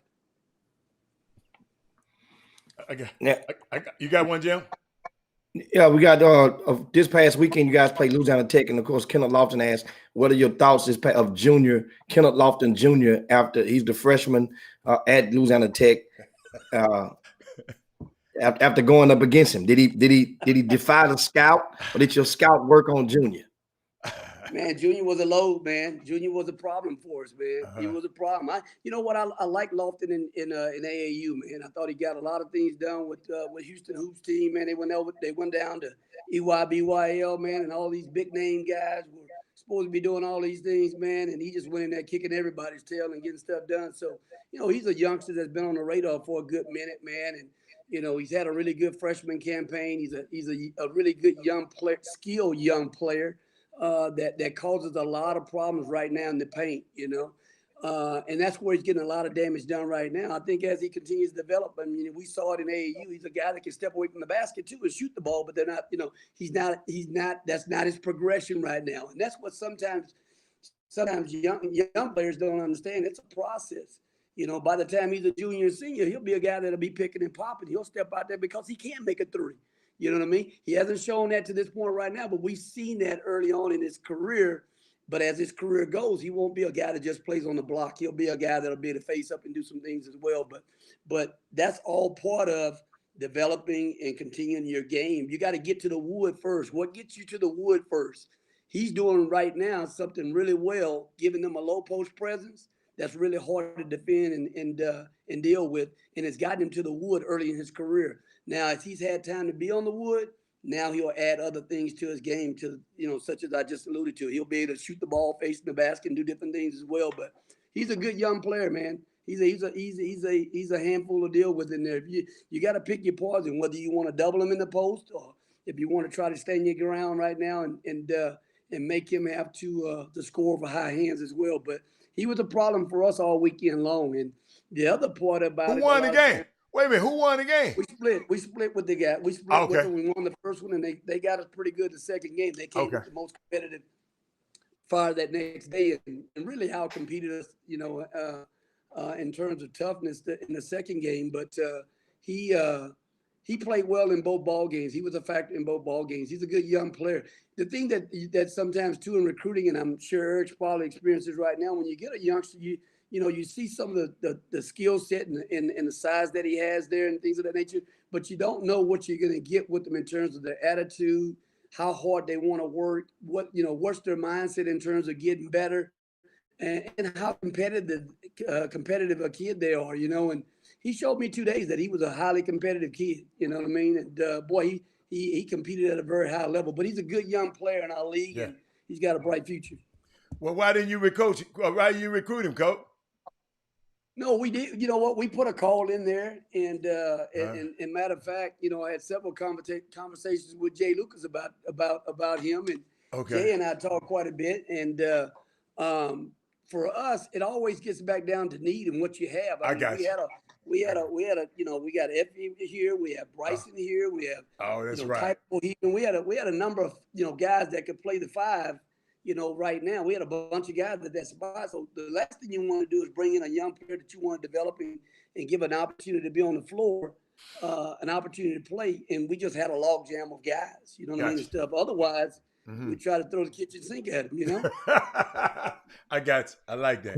And speaking of Effie, Coach, I mean, he's a junior on the roster now. And I remember when he first got there as a freshman 2 years ago, he was all conference. He averaged a double-double in your program as a true freshman. And now his minutes has dwindled and his output per minute as well. How do you describe that happening? That's not common. Well, I can say I can't speak for everybody's situation in terms of how those kind of things occur. I know for us, when I took the program here, we had 4 scholarship players when I took the program, and you had to make a decision. And I made a decision from the time that I started the program over at Fresno. I said, man, if I ever do this again, I'm gonna really try to load up with older players earlier in the program. Started trying to build a program. And we did that. We took 5 transfers that we knew weren't going to be eligible to play that year. And then from that point on, we said, okay, we got to go get some young players that's going to have an opportunity to play right now. And we're going to have to play through those young guys, good, bad, and they're going to be able to play through all kind of mistakes and do all kind of things. So, Effie was one of those guys that got a chance to experience that and played early in his career, and played well early in his career for us here and everything. But as you know it, as you continue to build and you have other guys that are sitting out that are older players likewise, you want him to continue to develop and continue to play at that level that he played the previous year. But as you have depth and you have other guys that also are warranted an opportunity there to play, then now it's, there's competition there. And at the end of the day, you're going to put the best guys out there. Not saying he's not one of the better guys, because obviously he had a chance to show that he could get some things done his freshman year. But as you move into it, man, you have to continue to add to your game and continue to get better and better. And, he went through a struggle his sophomore year in terms of coping with that. Now we have other guys other than yourself that can play this position here. And can you guys play together? Yeah, there are opportunities where you can play together as well and things. But I thought that he continued to still work hard and still had a good attitude about trying to get better and do the things that we're asking him to do, and even into this year, there were opportunities where he's played well for us and he's made a difference in some of the games for us and stuff as well. So, again, I always say, a lot of times guys think that playing time is decided by the coach, it's really not sometimes. It's decided in what you do in practice every day and the trust that you give the coach in terms of how much you play, when you play, and when you're not playing. You know what I mean? And stuff. Hold on, Coach. Take a pause on that one, because I really want that to get across to people. Hold on. Let me wake them up. Now you can say so. Playing time is not always dependent on the coach. It's what you do, right? Every day, Every day. you know. So, and I Okay. think you have to be consistent with that, and stuff, and I think if you work your tail off in practice, you come in, you compete, and you entrust in the coaches that, man, boy, I should be on the floor. Then I'm gonna make coach play me, man. I'm gonna show you that I'm gonna be on the floor and stuff. So, Yeah. again, I think that I always said it is you decide what you do in practice in terms of when you play and how much you play and stuff. So, I don't know. I've been blessed to do it for 25 years. I work with some good people, and the people that I work for, that's the way they've done it, and that's the way I've done it. My 10 years as the head coach. So, it's never anything personal. You know what I mean? It's not. Because every coach wants to win. You think he's not going to play his best players, the guys that he perceived to be guys that have competed every day in practice and want to play, and want to compete. That's what you're going to do. You're gonna play who you trust and who's done the work. Coach, you know what's so unique? I'm glad you said that because when y'all talk about stuff like this, I just go back to how me and my son used to get. And all I told him, Coach, I said, if you ain't playing, or if you don't play, you should make the coach look like a fool not putting you in. When you get in there, everybody should be saying, what the hell is wrong with the coach not putting him in? That's how you should approach this thing. And I think a lot of people don't understand it. But he ain't playing my baby. Baby, he ain't playing your baby for a reason. I promise you. You ain't up there. One of my favorite things I used to say, Coach said, just come to practice, Mr. Hatter. Just come to practice. You'll see what the hell I'm talking about. You'll see what the hell I'm talking about. So, I hope that helps a parent or Jimmy, what you call it, or a handler, or influencer, or whatever y'all call them. And I just hope that helps y'all when y'all up here meddling and meddling and see, Coach, I learned a long time ago, Coach. And Coach, you know Bill Courtney? Oh yeah, I know Courtney. Okay, that's my son, Coach. Ask him. In 4 years, I never called him talking about nothing. Coach, guess what? And Coach, you might not do this, but Coach, I had such a respect for the head coach that I said, man, if I'm calling bothering this guy, Coach, you just told me a second ago. You just said, man, my sisters do that, man. I got to focus on my guys. If I'm a daddy calling him all the damn time, how in the hell you gonna focus on your guys if I'm calling you all the time? Yeah, no, you absolutely right. And Bill's a great guy, and I know Bill real well. He's a good coach, great guy off the court. You know what I mean? And stuff as well. Coach, I wasn't gonna mess with Bill. Coach, I didn't want my son to be on the bench. I wasn't saying nothing. I ain't said nothing. And parents, you just got to stay out, man. You know what I love about y'all, Coach? It ain't but 350 of y'all on this whole planet. Division I college. Do you know? See, sometimes people don't understand. You just said the 25 years. They probably ain't heard that one. So I'm finna help you. The people out here. It ain't but 350 something, like 51, 52 Division I college coaches. And he's one of them. Hold on, Coach. On the whole planet.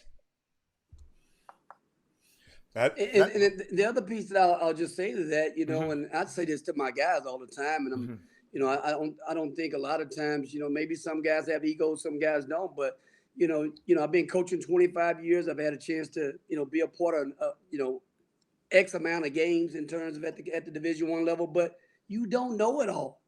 Once you think you know it all, you need to retire. You're always learning. You're always stealing something. You're always taking something, but that's what coaching's about. That's right. That's how you evolve into being a great coach. There's not one great coach that hasn't taken something from someone else, and everything. So I always tell my guys, hey, we would love for you to play perfect, but no one's going to play perfect. No one's going to coach perfect. No one's going to officiate a game perfect. But what we do ask you to do is to come in every day and have a great attitude, We want you to come in and have great effort. And we want to come in and we like to think that we're a program that's going to be prepared, in terms of our preparation piece and things of that nature there. But just come in and be like a sponge and want to get better and want to compete and want to get better off the court, want to get better on the court. We want to win a lot of games, obviously, from a basketball standpoint, but we also want to help you continue to grow as a young man, because you and I both know that it is a very, very tough world out there, and you're going to have to be prepared for the game of life, not just for the game of basketball, but the game of life. So we're going to try to teach you professional habits in terms of what you have to do, and hopefully along the way, you develop a great work ethic, because you're never going to get anything in life if you don't work really hard. You're going to have to, be able to deal with adversity. How are you going to deal with adversity in your life? We all going to have to be able to go through that. But we want to make sure you get a degree. We want you to do great in school. We want you to do great in basketball. And we want it all. We want it all. And we want you to continue to grow as a young man. You know what I mean? And, sometimes that's tough love and sometimes that's not, and stuff. But at the end of the day, you want guys to be better from the time that they stepped on the campus to the time that they left, whether that's in the game of life, off the court, same thing in the game of basketball is what we really try to do. Coach, I'm so glad you echoing. Early in the show, I was talking about what Jackie Robinson handed down. Henry Aaron was talking about those same principles that Jackie Robinson handed down to him. I know you're gonna be good on the court, but you got to set yourself apart because of the position you have and who you are off the court, because we have people watching us that sometimes who ain't never seen a black man before in person. You got little black boys and black girls watching you as an example. So you got to make sure that you are respected by those young guys. I was reading that piece with Jackie Robinson. Because Henry Aaron passed over the weekend, and he was just talking about the things that his elders gave to him, and it echoed exactly what you just said about when guys come up under your tutelage. This is what I expect out of them. No, absolutely, and I think again, you set the bar very high for them, and you let guys know when they're doing really well in school. You let guys know when they're underachieving in school, and at the end of the day, we want you to play as long as you can play. Prepare yourself for a professional career. If you want to make basketball an occupation, you got to go above and beyond in terms of how good you have to be, and your work ethic is really going to be something that separates you from other guys when you get down to competition, because you're going to have like size, like talent. What's going to be the separator for you in terms of where you go and how far you're able to go? But at the end of the day, as much as you're building a basketball resume, you're also building an academic resume, and you're building a future in terms of when those 9 ounces, because those 9 ounces are going to go flat at some point, and that ball not going to bounce, And so now I've got to be able to fall back on what I was able to do from an academic standpoint. And, I've got to try to do as well as I can academically, because that's all they're going to have to go on. You and I both know that first job you go on, they're going to want to see that transcript, and everything. So, yes, you have that degree. So, I'm a real firm believer in, and again, I'm not trying to use any guys in terms of winning games. I want guys to win games, but I want them to also win in the game of life in terms of getting the degrees. And, we don't let just guys act any kind of way. You can't do that, because they're not going to be able to act any kind of way when you get out and have to, be a husband, be a good father, be a great provider, and stuff. So you want to try to, continue on what great parents have done. You talked about Troy Bieniemy earlier. Jamal comes from a great family. You want him to continue to take positive steps. You don't want him to take steps back. So you want to continue to challenge guys to do great on the court and off the court. Boy, you got to steal. You got to steal in JB. But keep going. What you got, Jim? You got to steal. Coach, do you have any mid-season additions to your program? Did you sign any players? I know people transfer, and I know the portal is starting to light up in a couple of weeks ago. So has UTEP added any? No, we haven't added any. We didn't have any scholarships available at Christmas time, and we were fully allowed it already at that time. Now, also, in regards to your support staff, a lot of people, various programs I've seen, and we can say, I guess we can take this and make this. We talked about blanket waivers earlier. We talked about your blanket support staffs. From at all of the schools you've been at, does either of them, or have any of them offered or extended scholarship opportunities or financial, assist, some form or fashion to some of the support staff, meaning the team managers in the basketball program? That's a great question. You know what, I ended up leaving Fresno State because of some of the infrastructure that wasn't in place for our program to continue to go to another level. And I came here because we had great support here, and we also had more manpower. We had, there at Fresno State, we didn't have graduate assistants that we could give money to in terms of going to school and paying for their school and paying a little bit of their housing as well. We weren't able to do that, but here we had 2 full-time spots, and Wow. we were able to pay for a guy to get his master for 2 years, and also be able to pay a little bit of his housing along the way with that and everything. So those are big pieces. Those are big pieces for guys that want to get in the business and be coaches and want to get in this industry. It's a great entry level situation. And what I've tried to do is I've tried to use that entry level position with former players, guys that have played in my program, guys that have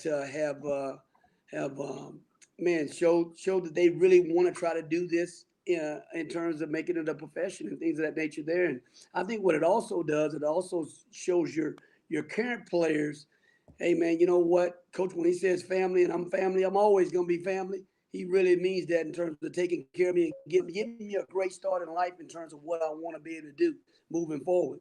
And I think it's a great way to give back to your former players, in terms of getting those guys in coaching. There are a lot of coaches that are going to that now, and they're also going to hiring former players that are already in the industry on their benches as full-time assistants as well. So that's always a big piece. Whether it's managers, whether it's grad assistants, man, you want to try to put those guys in the best position because they're valuable assets to your program. Coach, I got one for you. Anthony Favre. I think I like this one, Coach.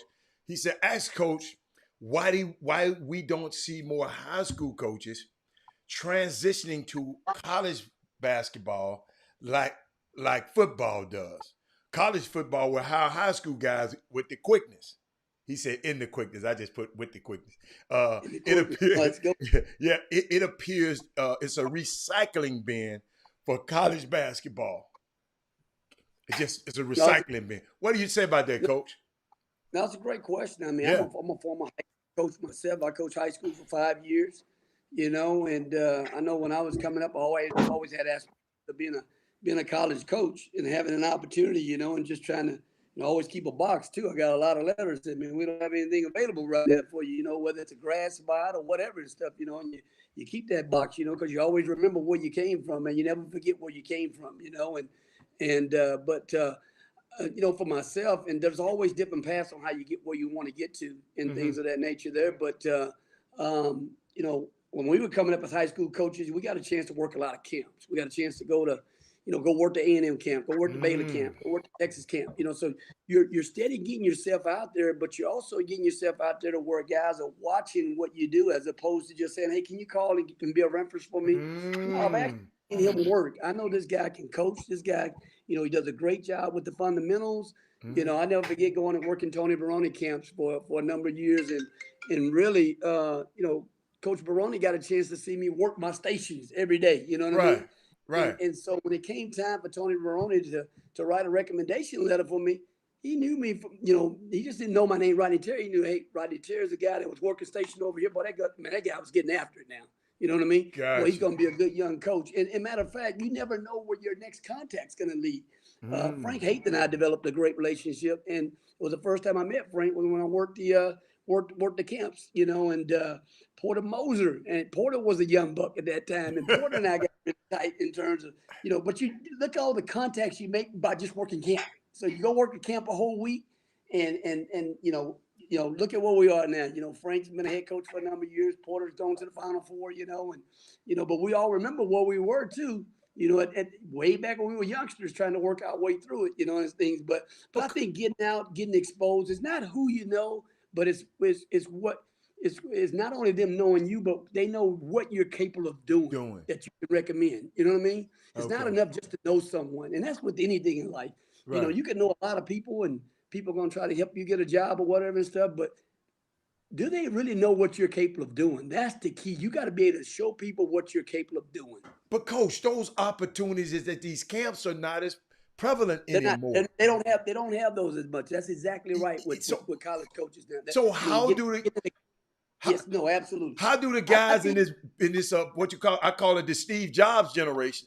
How since they cutting everything out? How do these guys? And before we get off the show, coach, this young man, I think he want to be a coach. A young guy on the feed. His name is Jacoby, and he just said, "Coach, what is your why for coaching?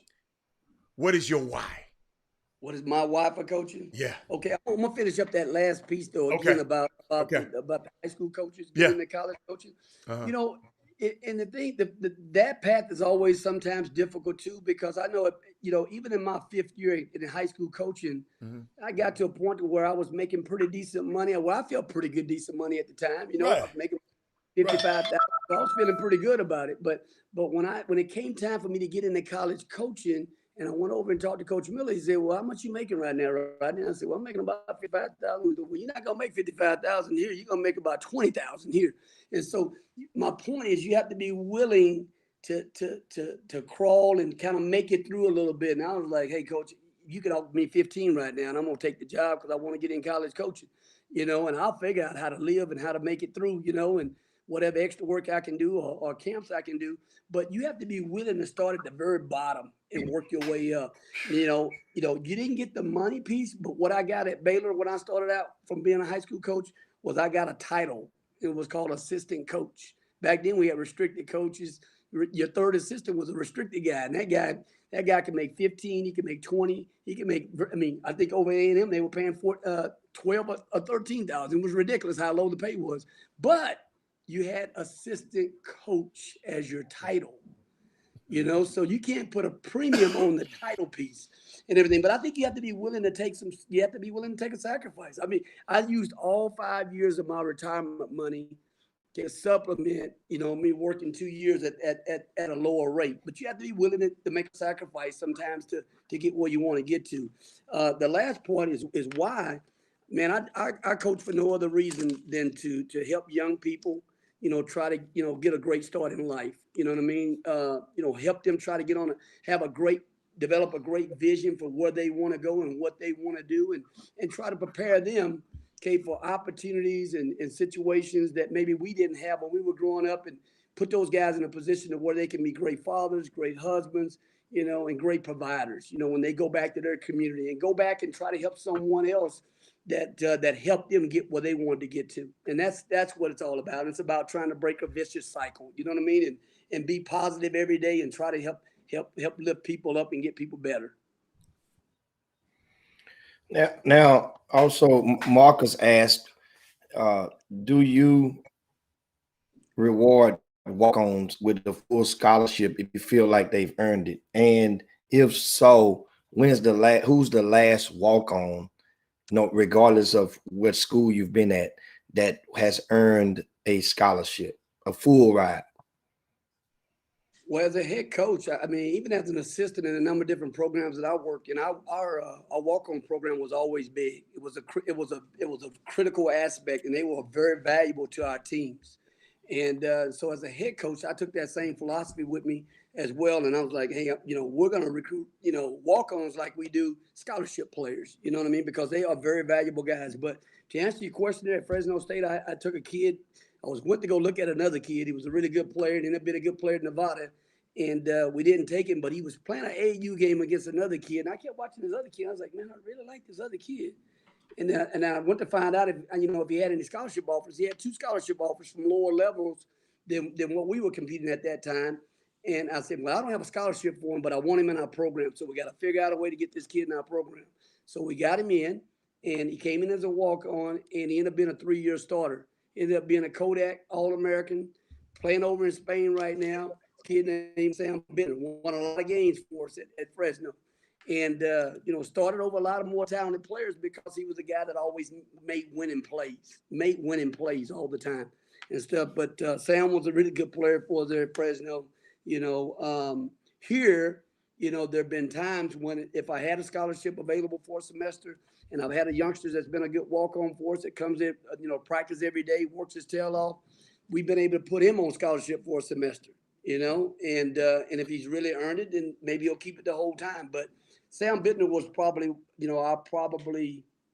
a walk-on that we had that turned out to be terrific for us. We had another kid named Deshaun Taylor ended up being all league 3 years in a row and everything as well. He was a Division I transfer, and we didn't have a scholarship for him, and he was a walk-on for us for a couple of years and ended up being, first team, second team. So, those guys are valuable guys. You know what I mean? And you don't ever undersell, the value that a walk-on can have for you and your program and everything. So, and again, when you're building a program, when I took over the program at Fresno State, and we lost about 11, 12 players in the first 2 to 3 years. That's part of building a program. It's part of trying to find the right fit, trying to find the right continuity, the right pieces that all fit all the way around. And if you're able to sustain some of that and have a good nucleus of older players that stay in your program, now you have a chance to not only be older, but you have a chance to be good and older.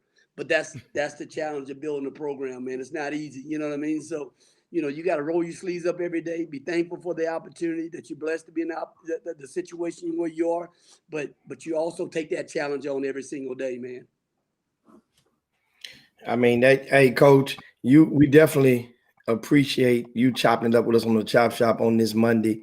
I mean, a lot of nuggets. Pretty much most of the questions that you guys tossed out there, I think we were able to get and address the bulk of them.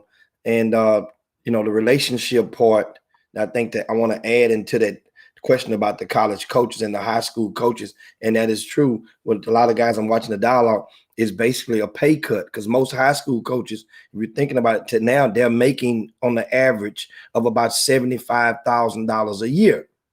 Talking about the head high school coaches, 75 and somewhere. That's 55. That's pretty doggone good right there. Now. Yeah, 75. Yeah, I mean, for right now, that's the across the board. I would think the average is about closer to 80 than 75. When you think of all things in. So those guys get to go home, sleep in their own bed. They have weekends off for the most part. It's optional. They got Sunday off for show and Monday, but so now you're saying going and take that sacrifice, as Coach just said. That's why, like a lot of players, and I have high school coaches come to me all the time. And first thing, if they're married or if they're young with kids on the way, then I have to get them the disclaimer. Coach, are you sure that you're willing to be away from your newborn? Because you're not going to be able to, you're gonna be like on call, not on call every other weekend. You're on call all the time. Do you really want that right now? Now you made a decision. You have a baby. You made a decision. You got married right now. That single young man that's a head coach that wants to go and do it, the opportunities normally open up for that single young assistant that's out there, and that college coach see you out there beating the streets, and he see you at various events. It's never been a closed window or a closed door to those guys for the most part. And of course, relationships matter. So I wanted to make sure I added that into that. If you are single, one of you guys out there, and of course, everybody from Walter Yates. Hell, Walter Yates was on the staff at Prairie View. He got his opportunity. And they corrected that real quick. No, I'm just kidding. I'm just saying, but a lot of guys got their opportunity. If you're single and you want to go and do it now, yes, you got to take a sacrifice because it's going to be a pay cut, but you're going to be on your resume. That's the exchange. That's the investment in you. No, that's a great point. And the last piece of that, I was a single, high school coach at the time. And the reason that I was able to get the position that I got was because the young man that coach had as in 1A was married and was a high school coach, and he decided he couldn't take the cut. He couldn't go for that amount of money. So you're spot on in that regards and stuff. It's about the sacrifice. It's about the opportunity. But I also got a chance to work when I was an assistant coach as a high school coach with Celeste Carrier, who had also been a head coach at Texas State or Southwest Texas at that time as well. And boy, I learned a lot, just right off the bat from the very beginning too, what that all entailed. And through him, I was able to, meet Coach Miller, who gave me my first opportunity at Baylor as the head coach there. Well, definitely, man. I want to definitely thank you for the nuggets that you've dropped. Thank you guys from the Boom Boom Room for tossing all the questions up there. And of course, I saved the hardest question for last. That's what I like doing. And I would think the hardest question for you. I mean, I look at some of the questions and I saved the hardest one for last. That way, because I know you can handle the question. And it's like, it's funny to me, some guys that ask the question sort of like, it's like I would consider like, it could be a possible trap question, but you can handle all that stuff. You guys, this is the wrong coach to try to toss those what you call hardball questions to. He's going to foul them off every time. If he got to square up and bunt and foul it off, he's going to foul tip it off. I'm telling you, he's not going to swing at that question. So I'm going to ask you, I'm going to save it for last. Since UTEP has seen about 9 transfers that's went out of the program, what is your recruiting pitch to the high school senior or the high school student that's aspiring to come to get them saying that, well, you got 9 players that left in the past 3-4 years. So what's the sales pitch now? What I would say to that, like I said earlier, as you're building a program, when I was there at Fresno State, we probably had about 11 players leaving the first 3 years, and I think a lot of times, to be honest with you, it gets down to fit for them as a player, fit for you as a coach likewise. And, I think, as you move into developing your program the way you want it, you'll settle in on some guys in terms of what you're doing and how you're doing it. And I'll also say this. Now, one of those 9, was asked to leave. Hey, you have to leave right now. You know what I mean? Or you can't come back. You know what I mean? Okay. So there's always a two-way street with that, in terms of, maybe from a player standpoint, they didn't think it was the right fit for them.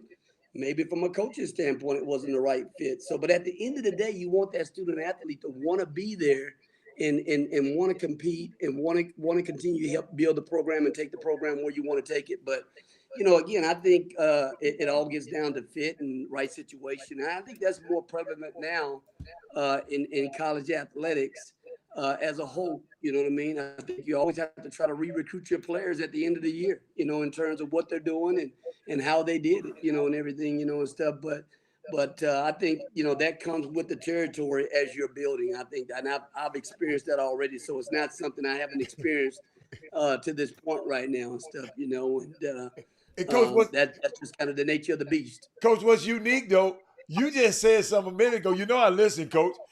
All of your scholarships fill. So if 9 left, it's 9 more came, y'all. So I mean, I don't know about y'all, but if 9 left, that means it's opportunity for 9 more. Sometimes people don't understand, man. People think that well, I'm gonna go here and everything's gonna be great. I love her. I'm gonna say I do, and everything's gonna be great. I forsake all others. Everything. Stuff happen, y'all. And to be honest with you, I mean, really this day and time, if you have a guy for 4 years, man, you're really lucky if you have a guy for 4 years. It's just the landscape of college athletics, not just basketball and things of that nature. And again, I've been blessed to be in it for 25 years, and it's really changed in that regards. There were times that guys really understood the process in terms of where they are as a young player, and they gave themselves a chance to develop and get better over the course of the time you're there. There were times that freshmen and sophomore didn't even play. It was going to be juniors and seniors playing, and you had to wait your time out. You know what I mean? But in the midst of that, you were developing and you were getting better. And when it came time for you to be a junior, senior, you knew it was your time to play. But those days are gone. You have to understand it is a process. It's a process. Do what you do really well to get to the wood.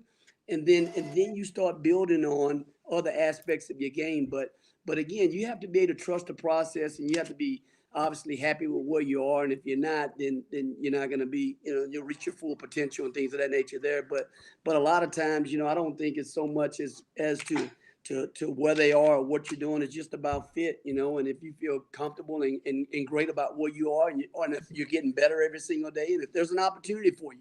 Sometimes there's not the opportunity for you in terms of where you are, or you may not like the role that you're being asked to play where you are, and you want more, you want something different.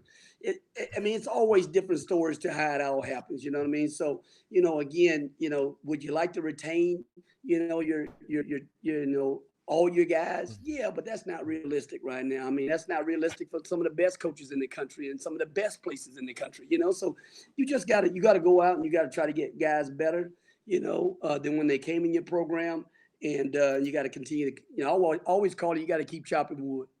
You got to keep chopping wood. You ever chop wood, you ain't getting it done with one chop. You got to keep chop. That's right. You're chopping wood, man. You're chopping wood every day, and again, hopefully, you're able to do it and have some continuity with your staff and continuity with your players. And when you get that, man, your program go to another level. And we saw that, and I've been a part of that. Now, if I was a first-time head coach and we had some of the shake-up like that, I probably would be shook up by it a little bit. Right. We lost 11 players in my first 3 years at Fresno State.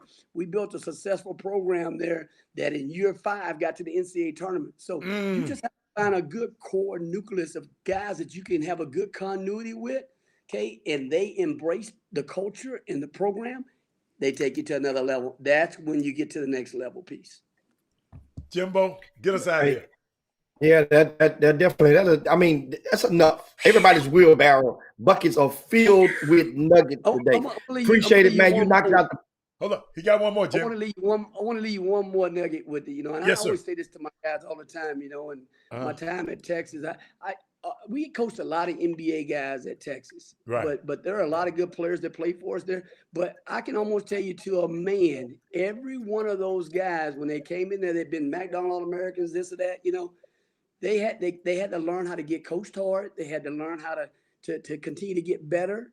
And but every one of those guys, within about the first month, I'm leaving, coach.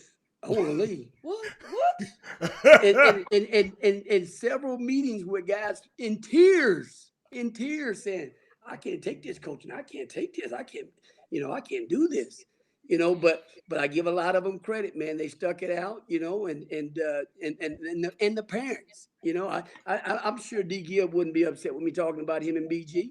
We had to have that talk with D. Gibb, all world coming out of. You talk about score over 60 points in a high school game, coming into Texas. He's, national freshman of the year. He's like, man, I can't handle this coaching right here, man. I want to go to another school. BG, he's like, you ain't going nowhere. You're going to stay there. You're going to get this right here.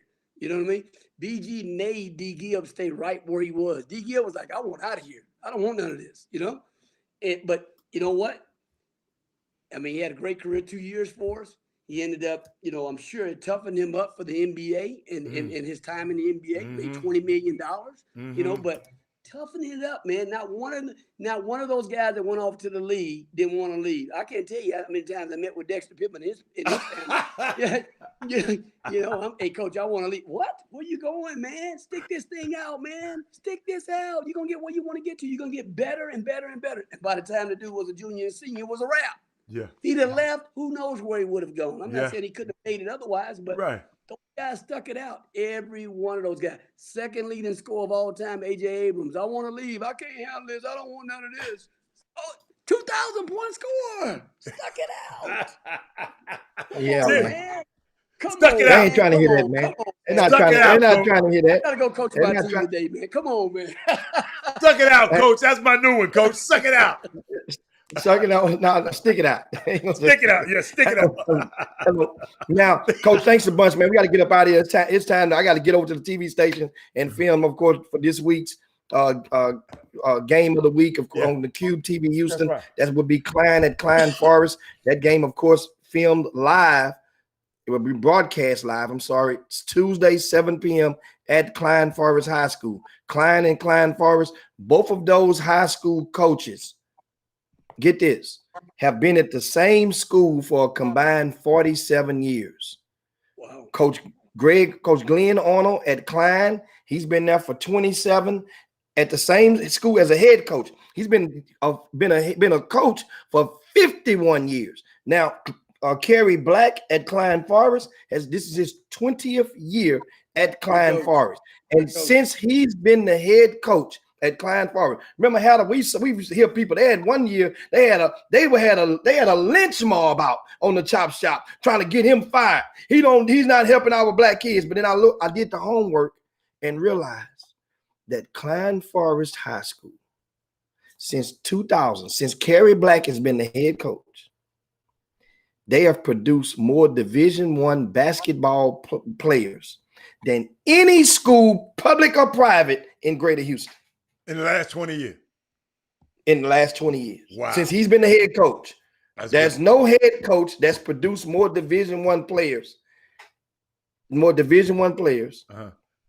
than him. Coach, Coach I'm willing to say got to go to work, Coach.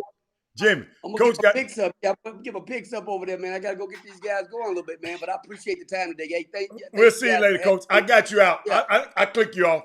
Now, Jimmy, you can fix. Yeah, and appreciate it, man. Of course, now it's time to slide on down Dino's back and yabba dabba do this thing. Don't forget, go over to rcssports.com today. We have the updated weekly team rankings. We have the VIP news flooded with info, and also the front page. We want to get recaps from the High Tower versus Thurgood Marshall game. You want to get recaps from the Pearland and Dawson game. You want to get recaps from the Woodlands and College Park game. Those are free articles on the front page. It's simple. It may prompt you to subscribe. You're not subscribing for a membership. We don't need you to subscribe to that. You simply have to log in and establish a login. That way now which may prompt you to follow RCS Sports on Twitter. And you think about that. So what I'm saying, I'm providing a content for you to read for complimentary content, and you simply have to follow RCS Sports on Twitter. That's it. So that's it. So it's not like, well, I ain't asking you that. Just don't click. It says free subscription, and you can read with any article you want on that homepage at any time you want. That's the thing. That's the thing. So anyway, guys, I see you guys on tomorrow. We got to get up out of here. I got to get over to the TV station. Peace. On behalf of Robert Haller, this is Jim Hicks. Share the show if you hadn't done so already. Thanks so much for supporting the Chop Shop. We up out of here. Jim Hicks. Rob Hatter. You are now tuned in to the Chop Shop. I'm Retro. Let's get it. We in the chop shop, we live in the chop shop. We talking sports talk, we live in the chop shop. We in the chop shop, I'm talking sports talk. So turn your dials up, it's live in the chop shop. We in the chop shop, we live in the chop shop. We talking sports talk, we live in the chop shop.